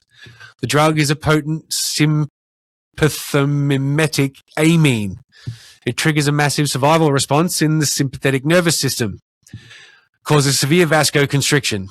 The chemicals command the blood vessels to tighten, restricting blood flow to the extremities to redirect all available blood volume to the heart, lungs, and primary muscle groups. In short, the drug causes immediate, severe erectile dysfunction. He completely rebranded a limp dick as spiritual enlightenment. And when they say he never aged, they're talking about his energy levels, not his physical aging. To quote Queen Christina of Sweden, there is no other youth but vigour of soul and body. Everyone who has this vigour is young, no matter if he be 100 years old, and everyone who has it not is old, no matter if his years number all but 18. All who came in contact with St. Germain noticed he possessed this vigour and alertness of body and soul to a remarkable extent. So what I'm saying is that St. Germain boiled down the ancient medicine of the East into a concentrated, hyperpotent liquid tincture of raw ephedrine. He placed that liquid into a glass vial and actively dosed himself throughout the day. So again, St. Germain wasn't an immortal master that's lived for 1,000 years. He was the orphan son of a Transylvanian prince who was raised by the last Medici. Then when he left to wander Europe, he used his advanced alchemical knowledge to become a socialite who discovered party drugs before anyone else and kept it to himself. When the French foreign minister caught on that he was trying to organise a peace treaty without him, they tried to arrest him. King Louis threw him to the wolves to save his own ass, which uprooted his life. Naturally, this meant he now had both the French and Austrian royalty in his sights. So you fucking did it. Yeah. Well, we're not done yet. There's more. There's more to piece together. Okay. So, what Saint Germain did actually do outside of all this stuff is invent an entirely new system of dyeing fabrics. Oh, okay. He invented a way to dye silk, wool, and leather in the most brilliant colours possible, penetrating the material all the way through without using indigo or cochineal. This is what he was trying to sell when he first came to Germany. Oh, okay. And it was massive. So in the 18th century, if you wanted like deep blues, rich reds, or deep purples, you had to import indigo from India or the Americas, or cochineal, which is crushed beetles, from Mexico. Yeah, it's a big thing. It's astronomically expensive. And so he came to Germany, pitching German bureaucrats a chemical workaround to make the richest colours on earth using cheap, common ingredients. So go look up anything about the Count of St Germain and you'll be met with wild stories about an immortal wizard surrounded by mystery. But if you ask me, that's lame as fuck compared to his real story. An orphan prince, secretly raised by the last Medici, became a man of mystery with unlimited wealth and diamonds, freely strolling into the royal courts and secret societies of Europe, high as a kite the whole time, just talking absolute pure shit about being immortal and hanging out with all these historical figures, all the while secretly plotting to take down the Holy Roman Empire. That's quite fantastic. Who also had a fairly solid side hustle writing symphonies, which, to be honest, like, it actually not shit, and show he actually had high technical skill, publishing works that are still being recited today, also inventing a laxative tea that bears his name, and inventing an entirely new revolutionary system of dyeing fabric. If you ask me, the guy's a fucking badass, just not in the way that he's remembered. Yeah, right. But if he was this chemically enhanced, shit-talking, dye-making, violin-playing ghost prince, that's fine. But what does this have to do with the Illuminati? And what does he have to do with the French Revolution? And to explain that, we need to introduce his protege. Giuseppe Balsamo was born in 1743 in the slums of Palermo, Sicily. He was a street urchin and a thug. His family tried to straighten him out by sending him to a Catholic seminary, where they assigned him to the monastery as apothecary. Here he learnt basic practical 18th century chemistry and how to mix pharmaceutical compounds. He was quickly expelled for being a degenerate. So he hit the streets of Palermo and started running low-level cons. He forged theatre tickets, he faked wills, and he ran extortion rackets. His first big con was on a goldsmith named Vincenzo Murano. Balsamo convinced Murano that he knew the magical incantations to unearth a cursed pirate treasure hidden in a cave outside the city. He got That's a classic. Yeah, he got the goldsmith to pay him a massive fee up front for the magical protection required to safely extract it. And when Murano went into the cave at midnight to dig up the gold, Balsamo's street thugs jumped out of the shadows, beat the shit out of him, and stole the rest of his money. Oh. Balsamo had to flee to Sicily with a bounty on his head. He was a wanted street criminal. Sounds like Guy Ballard. Similar. Well, probably worse. Around 1779 or 1780, Balsamo ended up in Holstein, Germany. Holstein was under the direct jurisdiction of Charles of Hesse-Kassel. It was here he met the Count of St Germain. These guys didn't just bump into each other at the pub. They had a formal meeting at the physical headquarters of the Illuminati and the Asiatic Brethren. Giuseppe claimed that St Germain recognized his raw power and officially passed the torch to him, personally initiating him into the highest, most secret echelons of the Rosicrucian and Templar orders. This involved an elaborate ritual with St Germain sitting on an altar, smoking a pipe, giving the ultimate seal of approval for this guy to act as his emissary. He claimed that St Germain gave him the recipe for the elixir of life, which he immediately started bottling and selling to rich women as the wine of Egypt and drops of youth. He claimed that St Germain gave him the green light to establish his own independent Masonic network, the Rite of High Egyptian Masonry. Whatever really happened in their meeting, the outcome was that he walked into the meeting as Giuseppe Balsamo, the con man pharmacist, and he walked out of it as Count Alessandro Cagliostro, rebranded his wife as the mystical Serafina, and started claiming he was raised by a mysterious wizard in the pyramids of Egypt, and he headed straight for Paris. On his way, he stops in Strasbourg, brands himself as a miraculous healer. He treats the poor for free, and he acts like a divine mystic. This creates massive local hype, which attracts the attention of his target, Cardinal Prince Louis de Rohan. Rohan is incredibly wealthy, highly influential in the French church, and obsessed with alchemy. Cagliostro makes the cardinal his primary mark, running fake seances and pulling him completely under his spell. He did the John Dee thing. It's like he pretended to be a scryer and just made shit up. With Rohan in his pocket, Cagliostro moves deeper into France. He stops in Lyon and officially establishes the Mother Lodge of High Egyptian Masonry. This is where he fully activates the honeypot. He initiates the local nobility, specifically targeting wealthy women. He solidifies the structure of his scam, ensuring a steady stream of aristocratic cash and secrets flowing directly into his hands. And that was his genius masterstroke, was to let women in. And I'm guessing he, that's sort of taken from the success of the Asiatic Brethren letting Jews in, where Freemasons didn't let Jews join usually. So he figured the best way to get the secrets of the aristocrats of France is to let women in. Inclusivity, man. Opens all sorts of doors. Yeah. Yep. In 1785, Cagliostro arrives in Paris. The hype has preceded him, and he becomes an overnight sensation at Versailles. He sets up a massive house, runs nightly Egyptian rituals, and is the undisputed king of the Parisian occult underground, riding off the coattails of the Count of St Germain. Now, when in Paris, he acted as a consultant for the Cardinal Prince Louis de Rohan. And one day, Rohan came to him for some advice on a request he had received. Rohan was the highest-ranking religious official in France, but he was completely frozen out of the social circle in Versailles on account of Marie Antoinette hating him.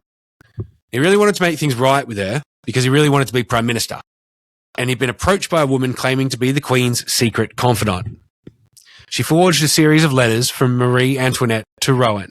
She even hired a Parisian prostitute who vaguely resembled the Queen, dressed her in a white gown, and arranged a midnight meeting in the gardens of Versailles. The prostitute handed Rohan a rose and whispered that all his past transgressions were forgiven. And because he wanted to believe it, he believed it. Who arranged that, sorry? this woman claiming to be the Queen's secret confidant.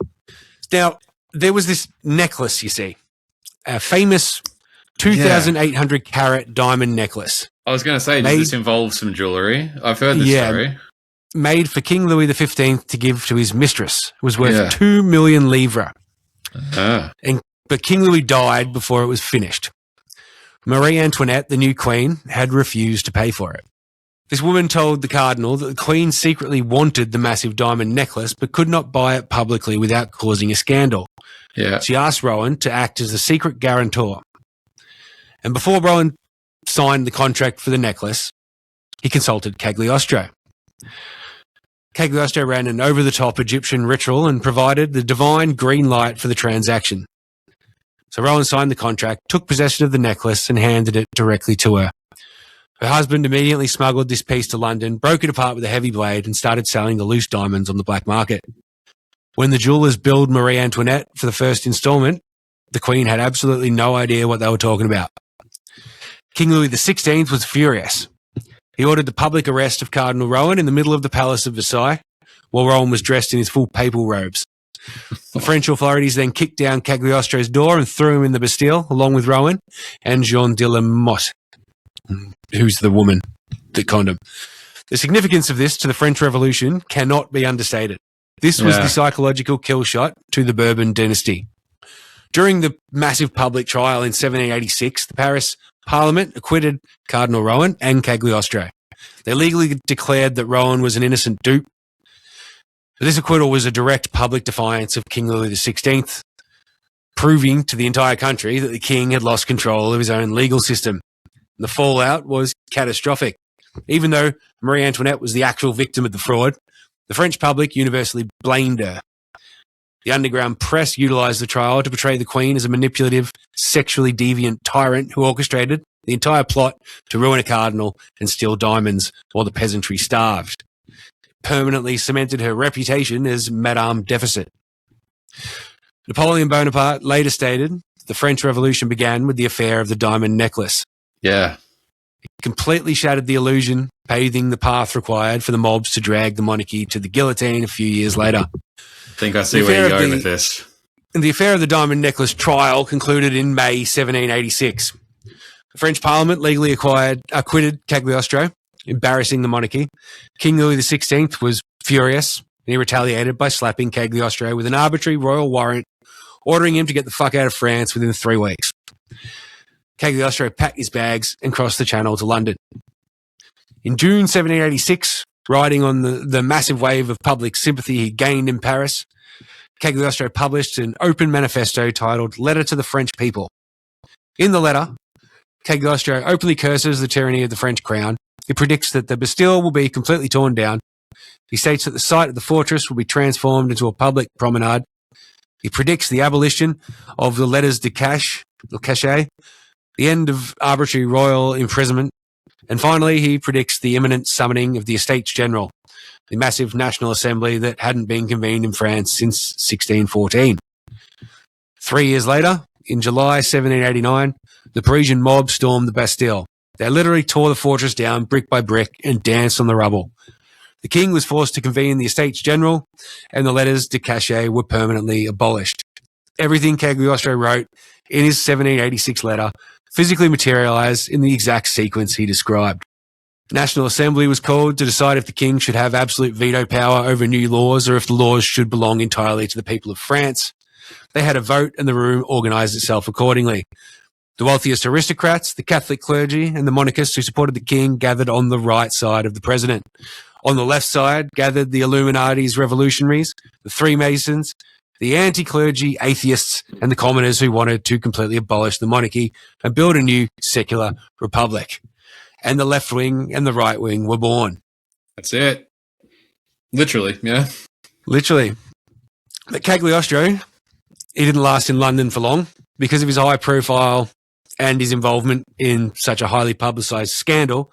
It meant that Weishaupt, Charles, and the gang back in Germany couldn't draw attention to themselves, so they ghosted him. He became a burned asset. He lost his funding, and he was seen for what he was, a useful idiot and a grifter, which meant he didn't get far in London. But he kept trying to do his thing. He tries to set up new Egyptian lodges, but French intelligence operatives and rival journalists destroy his reputation in the press. They publish his real name, his criminal history in Sicily, and the details of his street-level scams. He runs out of money. He starts violently turning on his wife, Lorenza. He becomes a paranoid, broke wanderer, bouncing from England to Switzerland to northern Italy, desperately looking for a new wealthy patron. And finally, in 1789, he wanders into Rome. He attempts to establish a branch of Egyptian masonry, but the Roman Inquisition is highly organized and strictly against Freemasonry. They put him under heavy surveillance, and in December, his wife Lorenza, exhausted from years of abuse and terrified for her own life, flips. She goes to the authorities, formally denounces him as a heretic and a Masonic Grand Master. The Inquisition kicks down his door. They drag him to the dungeons of the Castel Sant'Angelo, and during the interrogations, Cagliostro cracks. In Paris, he sold the public a theatrical narrative that the immortal Master St Germain sat on an altar, smoked a pipe, and gifted him the ancient Egyptian blueprints and the elixir of life. But under Vatican interrogation, Cagliostro confessed that his time with St Germain and the German network was the start of a strategic deployment. He told them that he was actually transported to a subterranean vault near Frankfurt, where the network laid out their plans. Cagliostro testified that the network possessed a massive consolidated war chest. He claimed the Illuminati held vast financial reserves parked in banks across Amsterdam, Rotterdam, London, and Venice. The network showed him a manifesto reportedly signed in blood, outlining a coordinated transnational plot to dismantle the French Bourbon dynasty and annihilate the papacy. He confessed that his Egyptian rite of masonry was not an ancient magical lineage. It was a purpose-built, heavily funded honeypot, and that St. Germain and the syndicate handed in the blueprints and deployed him to Paris to infiltrate the elite, extract their wealth, and psychologically prepare the ground for the revolution. Now, normally, you would throw out a confession extracted in a dungeon by the Roman Inquisition, and history certainly has done that here. Okay. It's true that people will say anything to stop torture, but he didn't confess to flying on a broomstick or talking to Baphomet. He confessed to meeting with a German subversive network, getting a massive budget, changing his name, launching a fake Masonic lodge to trap the French aristocrats, and executing a psyop to humiliate the Queen, which is exactly, step by step, what he actually did. Yeah. So maybe, just maybe, the Inquisition actually beat the truth out of him. Either way, the Pope sentenced him to death, eventually commuting it to life in solitary confinement. They throw him to the windowless, inescapable fortress of San Leo in the mountains of Italy. He rots in a cell for 5 years, completely broken and forgotten before dying of a stroke in 1795. Oh. Leopold George Rákóczi died in 1784 in the territory of his cousin Charles. The Count of St Germain did not. In 1785, he was listed as being at the Convent of the Philhellenes. The Philhellenes were the premier French Masonic research group, and Charles of Hesse-Kassel and the Illuminati were actively infiltrating French Freemasonry during this exact window. And then there's the Comtesse d'Adhémar, the confidant to Marie Antoinette who claimed St. Germain warned the Queen and attended her execution in 1793. Now, if you think about that for a little bit, it doesn't make any sense because, well, for one, I mean, if he's Leopold George Rákóczi and this story is to be believed, then why would he be warning the Queen, for starters? But also, like, he was kicked out of France in 1760. Marie Antoinette didn't become Queen until 1770. He didn't even know her. But Marie Antoinette was a Habsburg. She married King Louis XVI, which is what solidified the French-Austrian alliance. You know what 16th relationship to 15 is? Son? Son, yeah. Okay. So this confidant of Marie Antoinette, who solidified all these stories of St. Germain appearing during the Revolution, her memoirs were published in 1836. She died in 1822. They were largely fabricated by a writer named Etienne Léon de la Mothe Langon. He was a notorious literary forger who wrote sensationalist fake diaries to sell books to a public obsessed with the revolution. He was just confirming rumors going around in the decades following the revolution to legitimize his forgery. Now, he made up all the stuff about him warning the Queen about the revolution. But what he picked up on was the rumors that St. Germain was there in the crowd when she was brought to the guillotine. I'll come back to that. Franz Gaffer claimed he spent time with the Count in Vienna in the late 1790s. And this is the guy that was at the Convent of Vienna and the other convent, that the diplomat that claimed St. Germain was there. He's also the guy who claimed that he had to retreat to the Himalayas for 75 years before he could come back and guide humanity. Graffer was deeply embedded in the Austrian Masonic and Rosicrucian underground. His father was a member of the Templar Rite of Strict Observance, and he himself was a member of the group that formed out of all this, the same people, the continuation of the Asiatic Brethren. So what I'm saying is that when Leopold Rákóczi died in 1784, Charles of Hesse-Kassel and the network didn't flinch. Their respective groups, the Illuminati, the Asiatic Brethren, and the Templar Rite of Strict Observance, all ceased to exist. But they soldiered on under the banner of the Count of St Germain. St Germain became their calling card. Look at the locations of his post-death sightings. It's not random. It's 1789 and 1793. He's placed in Paris during the demolition of the French monarchy. Circulating rumours of his presence at Bastille and watching on at the guillotine was the calling card. It was the network officially claiming responsibility for the hit. In 1814, he's reported at the Congress of Vienna. This was the European empires gathered at the summit to redraw the entire map of the continent after the fall of Napoleon. In 1822, he's cited at the Congress of Verona. The European powers met here to coordinate the military suppression of new republican revolutions sparking in Italy and Spain. Okay, hold on. You're losing me here. What do you mean? What do you mean citing then? What's going on? Cited. This is just like this is what this. I think both those sightings come from this Franz Graffer dude, who basically just wrote him into these events. Okay, but he's saying himself, that the society which survived him was involved in these events. Well, yeah. Well, this is like their goal, their end goal. These events. So it's like, so this guy who's writing these sightings, they're writing him into these events as like a call sign, as their way of saying that the society that came from him is influencing these things. Well, yeah, it's like a calling card. So they say like, "Yep, we're here." Okay. I like it. So these are the two most critical geopolitical and financial summits of the 19th century. Borders were being erased, monarchs were being executed, or when international banking treaties were being negotiated, St. Germain was in the room. He became the avatar for a highly funded, radicalized German network hell-bent on tearing down the world order. He became their cryptographical signature, their wink and a nod to say, "We were here." When the Illuminati, the Asiatic Brethren, and the Templar Rite of Strict Observance merged, the history books tell us that it spelled the end for those specific groups. The restructure ruined them and they fizzled out and died. That's not true. They ceased to exist in name, but they became something else. As Cagliostro testified, they had a massive war chest being held in Frankfurt, Amsterdam, Rotterdam, London, and Venice. This is generally taken to be referring to the Rothschilds. And that's kind of true.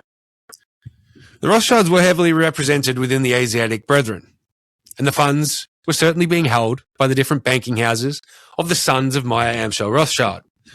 But it's too early in the piece. Meyer was still the court factor of Charles's cousin, managing the mercenaries hired by the British to fight the Americans. They were only just beginning to accumulate their wealth. These banking houses didn't have the massive war chests they would end up having. But the Count of St. Germain did. Leopold Rákóczi had unlimited funds, no heirs, and all the reason in the world to seek revenge on the monarchies of Europe and the Catholic Church. When he last spoke to Charles, as Charles left for his trip to the territory of Kassel, he told him he may not make it to his return. He said that if that happens, he will leave Charles a very important note. On the official record, he left behind no money, no diamonds, no violin, no elixir, and no note for Charles. But I think Charles got the message. The individual orders officially died, and so did Leopold Rákóczi, but they continued on. They became the Count of St. Germain. And in 1789, the French Revolution began. The old world was set on fire by a machine designed in Gotha, fueled by Frankist nihilism and financed by the endless wealth of the House of Rákóczi. Once the revolution was set in motion by Cagliostro, the Illuminati got to work. The Comte de Mirabeau, a prominent French Freemason and an Illuminati initiate, got to work. He's spreading the Illuminati blueprints in the French lodges. Then he was joined by Johann Joachim Christoph Bode, an Illuminati operative sent from Germany to attend the Convent of the Elicits, the one that the Ghost of St Germain was recorded as being at. There, he successfully initiated key French radicals, including Nicolas de Bonneville, who would go on to become a major revolutionary publisher and a driving force in the radical clubs that formed afterwards. The guy who allocated the funds was Louis Philippe II, the Duke of Orleans. He was King Louis XVI's cousin, but more importantly, he was the Grand Master of the Grand Orient de France, the supreme head of all French Freemasonry. He hated the king, and he hated Marie Antoinette. He opened his massive Parisian estate, the Palais Royal, to the radicals. It became the sovereign safe haven where the police couldn't enter. There, they printed, or their subversive media needed to whip the public into a frenzy. He was so embedded in the revolutionary clubs that he legally changed his name to Philippe Egalite or something, means equality. And he actually voted for the execution of the king. Once it was all set in motion, however, they completely lost control. Out of this radical network they spawned and funded came the Jacobins, the street-level fanatics, men like Robespierre, who hijacked the Jacobin club. Robespierre was not a high-level aristocrat. He was a ruthless commoner, purist. Once Robespierre and the radical Jacobins took control, they realized the Freemasons and the Illuminati initiates were all still aristocrats. They banned secret societies, they shut down the Masonic lodges, and they started feeding the original revolutionaries to the guillotine. Yeah. They guillotined the Duke of Orleans, they guillotined the moderate Masons. Mirabeau died of illness before they could execute him, but once they found his secret papers, they dragged his corpse out of the Pantheon and dumped it in an unmarked grave. They were too effective. Yeah, the Jacobins mutated. Well, they got a bit carried away towards the end. They mutated into a rabid, uncontrollable death cult that slaughtered the monarchy, the church, and eventually the very occult aristocrats who created them. That's what's going to happen. And the meat grinder only stopped when Robespierre turned his paranoia on his own government. And in July 1794, the surviving politicians realized that he was going to kill him, so they preemptively sent him to the guillotine. Yeah. The fanatics were purged, and a corrupt, bankrupt council called the Directory took over. They had zero public support. To survive, they relied entirely on the military to shoot rioters in the streets of Paris. Revolutions are not easy, right? It's fucking messy. There's no like, it's just fucking oath. It's chaos. They guillotined like tens of thousands of people. Yeah. The artillery officer handling that situation, shooting the rioters in the streets of Paris, was a young man called Napoleon Bonaparte. Yeah. And as a reward for shooting the protesters, he was given command of the French army. He marched into Italy and he physically dismantled the Austrian military, forcing the Habsburgs to surrender their Italian territory. Hey! He then needed to cut off the English trade routes to India, so he headed to Egypt. Before leaving for Egypt, he makes a stop in Malta. The sovereign military order of Malta, the Knights of Malta, they ruled the island since the 1500s. In 6 days, Napoleon forced the Knights to surrender. He looted the order's treasury and expelled them from their own sovereign territory. The Knights were forced to scatter. A large contingency fled up to St. Petersburg, where the Russian Tsar Paul I was proclaimed the 73rd Grand Master of the Order. Meanwhile, the French decapitated the papacy. In 1798, French forces marched into Rome, arrested Pope Pius VI after he refused to renounce his power. He was taken as a prisoner to France, where he died in captivity. A decade later, Napoleon formally annexed the Papal States and placed the succeeding Pope, Pope Pius VII, under house arrest for 6 years. And just like that, the era of papal supremacy was over. And he continued to Egypt. He brought a commission of 167 scientists, mathematicians, and scholars who conducted an exhaustive study of the country's ancient monuments and symbols. Their work, the Description de l'Egypte, reintroduced the Egyptian aesthetic and the symbols associated with the Hermetic texts to the European elite. This was then incorporated into the dormant Egyptian rite of Freemasonry, Cagliostro's old thing.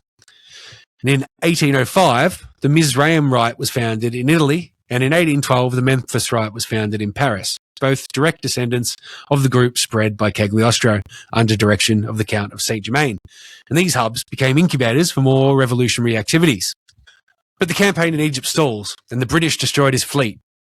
So he literally just abandons his army in Egypt, boards a fast ship, slips past the British naval blockade, arrives back in France, kicks down the doors to the government, installs a military dictatorship, and crowns himself Emperor of the French.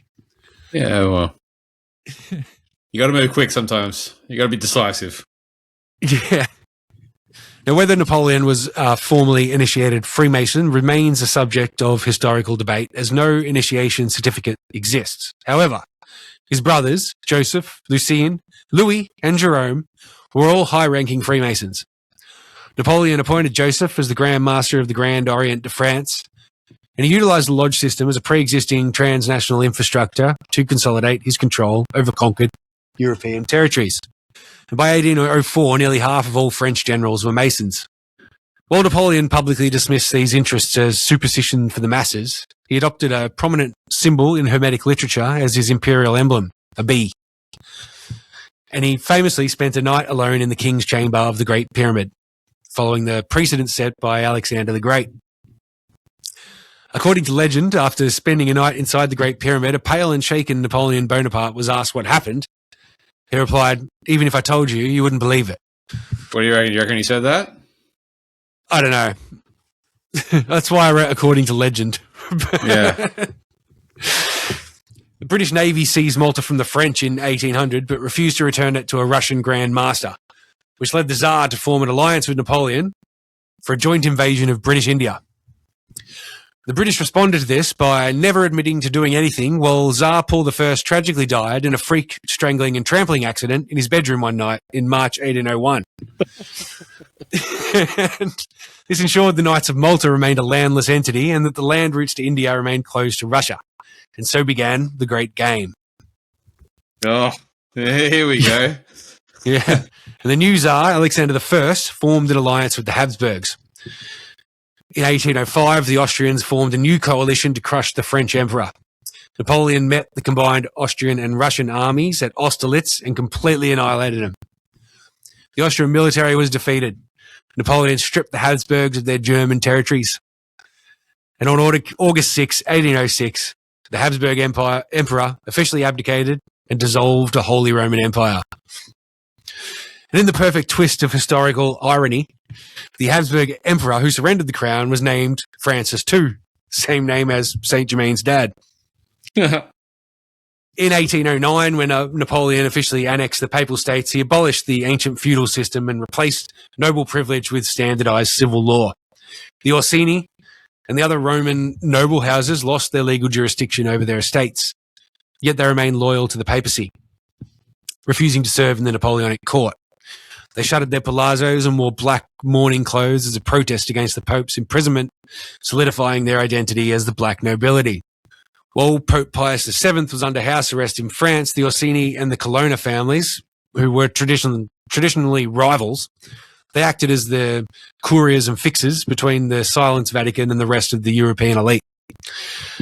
And crucially, because the Orsini had those deep ties to the Bohemian Rosenberg networks, they were among the few who could move information across the Napoleonic blockades.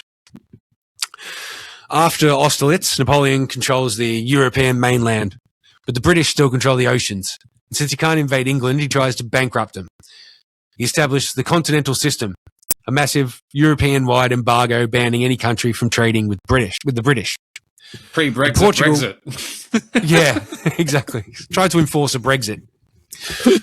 Portugal refused to enforce the embargo.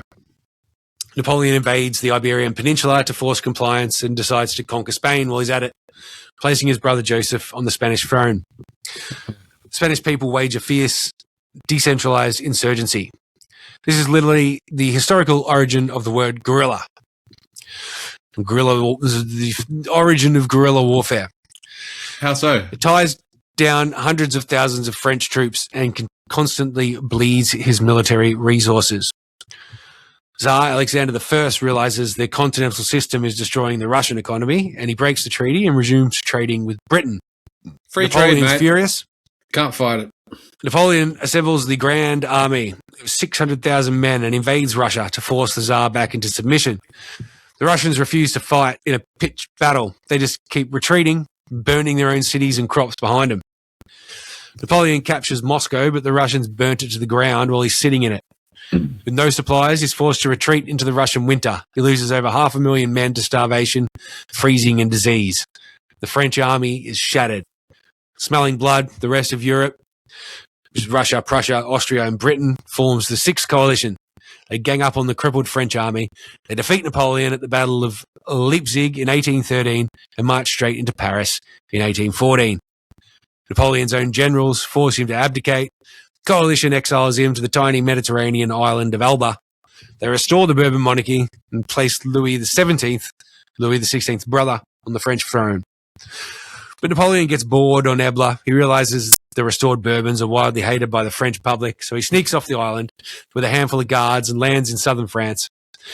The Bourbon king sends the French army to arrest him, but instead of shooting him, the soldiers weep, defect, and join him. Don't you want to remember my glorious empire? For the glory of France! Napoleon marches into Paris, the Bourbon king flees, and Napoleon takes the throne back without firing a single shot. Fucking Trumpian, isn't it? Jeez. Yeah. The European powers immediately declare war, not on France, but on Napoleon personally. Napoleon knows he has to destroy the coalition armies before they can merge, so he marches north into Belgium to strike the British and the Prussians. They meet at Waterloo. It rains heavily, delaying Napoleon's artillery. He fights Wellington to a bloody standstill, but late in the afternoon, the Prussian army arrives on his flank.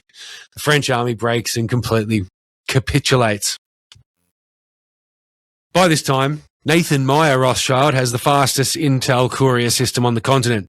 He received news of Waterloo a full day before the British government. He walked into the London Stock Exchange and used that intel to buy up government debt for pennies on the dollar. When the official news hit, the bonds skyrocketed. Nathan Rothschild made a fortune so massive, it practically gave his family financial leverage over the entire British Empire. Is that story true, or is that Yeah. Okay. It is true. I can't keep track. Napoleon was captured and exiled to St. Helena, a barren rock in the middle of the South Atlantic Ocean, where he dies 6 years later.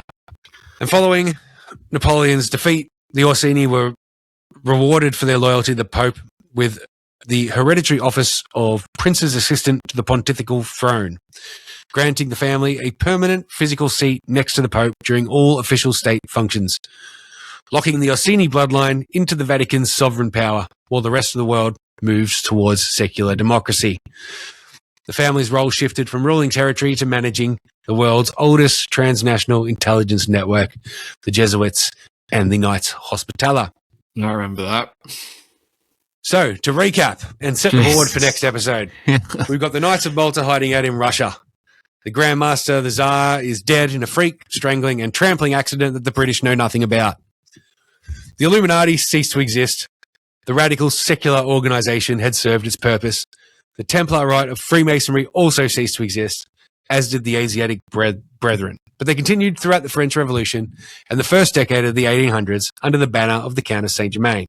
I've neglected to expand on them too much, but the Asiatic Brethren are way more important than I've given them space for here. We're certainly not done with them. The Order of the Knights and Brothers of St. John the Evangelist from Asia in Europe didn't refer to themselves as the Asiatic Brethren. They referred to themselves as Fraterus Lucis, or the Brothers of Light. Remember Francis Bacon's New Atlantis, where he described a secret society run by operatives called the Merchants of Light, who traveled the world in disguise, trading in classified knowledge rather than gold? I remember parts of it, yeah. The Asiatic Brethren made that literal. Yeah. They were an order of merchant bankers. Oh, they came after. I thought you were going to say Bacon was referencing them. Yeah, okay, right. No. There's an order of actual merchant bankers, the underlings of the Rothschilds and the Goldschmidt family, acting as the new Merchants of Light. They use their transnational banking networks to trade intelligence, fund revolutions, and build Bacon's New Atlantis in the ashes of the French monarchy in the newly independent United States of America, and all the way down in the far southeastern colony, in the far southeastern corner of the far southeastern continent at the bottom of the world. In 1807, a new group was formed. It was essentially the Asiatic Brethren, but more influential, more integrated with the Jewish banking networks. This time, the actual Rothschilds and Goldsmiths were members, not just their underlings. Charles of Hesse-Kassel became their first Grand Master. For all intents and purposes, this was the Illuminati continuing as it is imagined to be. They were heavily integrated with these new Egyptian rites that formed in Italy and France. These guys are referred to by a few different names, but in English, the name was the Nascent Dawn. The point of this group was to integrate the Jewish banking houses with Freemasonry. They had strictly excluded Jews until this point. The idea was not for it to be an exclusively Jewish lodge. That would ruin the point. It was designed to allow Jews amongst existing Freemasons. And this was an idea that had a lot of pushback in broader continental Freemasonry, which led to it being referred to as the Juden Lodge. But the strong support of Charles of Hesse-Kassel and the endorsement by the Count of St Germain got it over the line. Worth adding here that when I say Jews, it's more like ethnically Jews, because they certainly weren't practicing Jews. Part of the rituals of the lodge was to basically break every Jewish law there is. And they were Sabbatine Frankists at best, which, if you ask me, is also not even Jewish. I mean, it's as Jewish, they're as Jewish as Christians are. But regardless, when it was formed, they needed a strong symbol to crystallize this union. The Grand Master, Charles of Hesse-Kassel, took an ancient combination of symbols found in the ancient sites of the Middle East and made it their own. So it was two symbols. On the right, they had the Star of David, and on the left, they had the swastika. Then, for the final piece of the puzzle, in 1825, the male line of Hesse's primary geopolitical partner, the House of Saxe-Gotha-Altenburg, went completely extinct.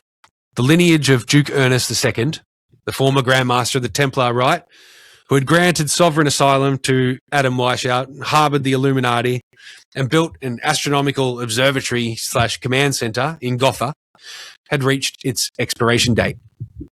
The territory of Gotha, containing its palaces, the Seeberg Observatory, and the highly classified archives of the radicalised, illuminated Masonic underground, was left in a vacuum. A sweeping territorial redistribution occurred amongst the German duchies. The territory of Gotha and its historical intelligence network were transferred to a neighbouring relative, Ernest III, the Duke of Saxe-Coburg-Saalfeld. And to reflect the acquisition of this new territory, the Duke rebranded. He ceded the territory of Saalfeld, took possession of Gotha, and the exiled headquarters of the 18th century esoteric insurgency, complete with Adam Weishaupt, who never left Gotha until the day he died, and the blueprints for the permeation of the existing institutions by a parasitic esoteric network was seamlessly absorbed into a new house along with the patronage of their illuminated pensioners. He became Ernest I of Saxe, Coburg, and Gotha, and the world would never be the same again. Who? The end. Who's Ernest the First of what? Look up the House of Saxe, Coburg, and Gotha. Okay. See, the problem with history is that there's just so much of it. Yes. So piece it together the way that you've done is obviously, remarkable, as it is every time. Jesus Christ. That's okay. Well, look, first of all, we figured out the St. Germain. We got that. I feel like that's that deserves a round of applause right there. That's extraordinary. Because a lot of people have looked at that and haven't really come to any satisfying conclusions. Yeah. And I reckon you got it. I reckon that's pretty obvious. Even, really. Yeah, it's very obvious. Once you lay out what he did, and then you look at what it all means, and then you put it next to he's literally walking around with a vial. That's what they tell us. It's all there. And he fucking doesn't shut up. Well, according to Guy Ballard, it was actually electricity water. Same thing. Yeah, I mean, same thing. You're right. Nazis did love meth. All right. So what? So how many more of these have we got? Like how how much more is left? Well, pretty much from this point is where it starts to get relevant to today. This one kind of obscurely. Sure. Because not many people understand the significance of the Count of St Germain. We're laying groundwork. Yeah. But certainly once you get to, I mean, the Australia one's just mighty interesting. But once you get to past that, once Crowley comes into it and stuff, it's Fuck yeah. sort of takes shape. Is typical.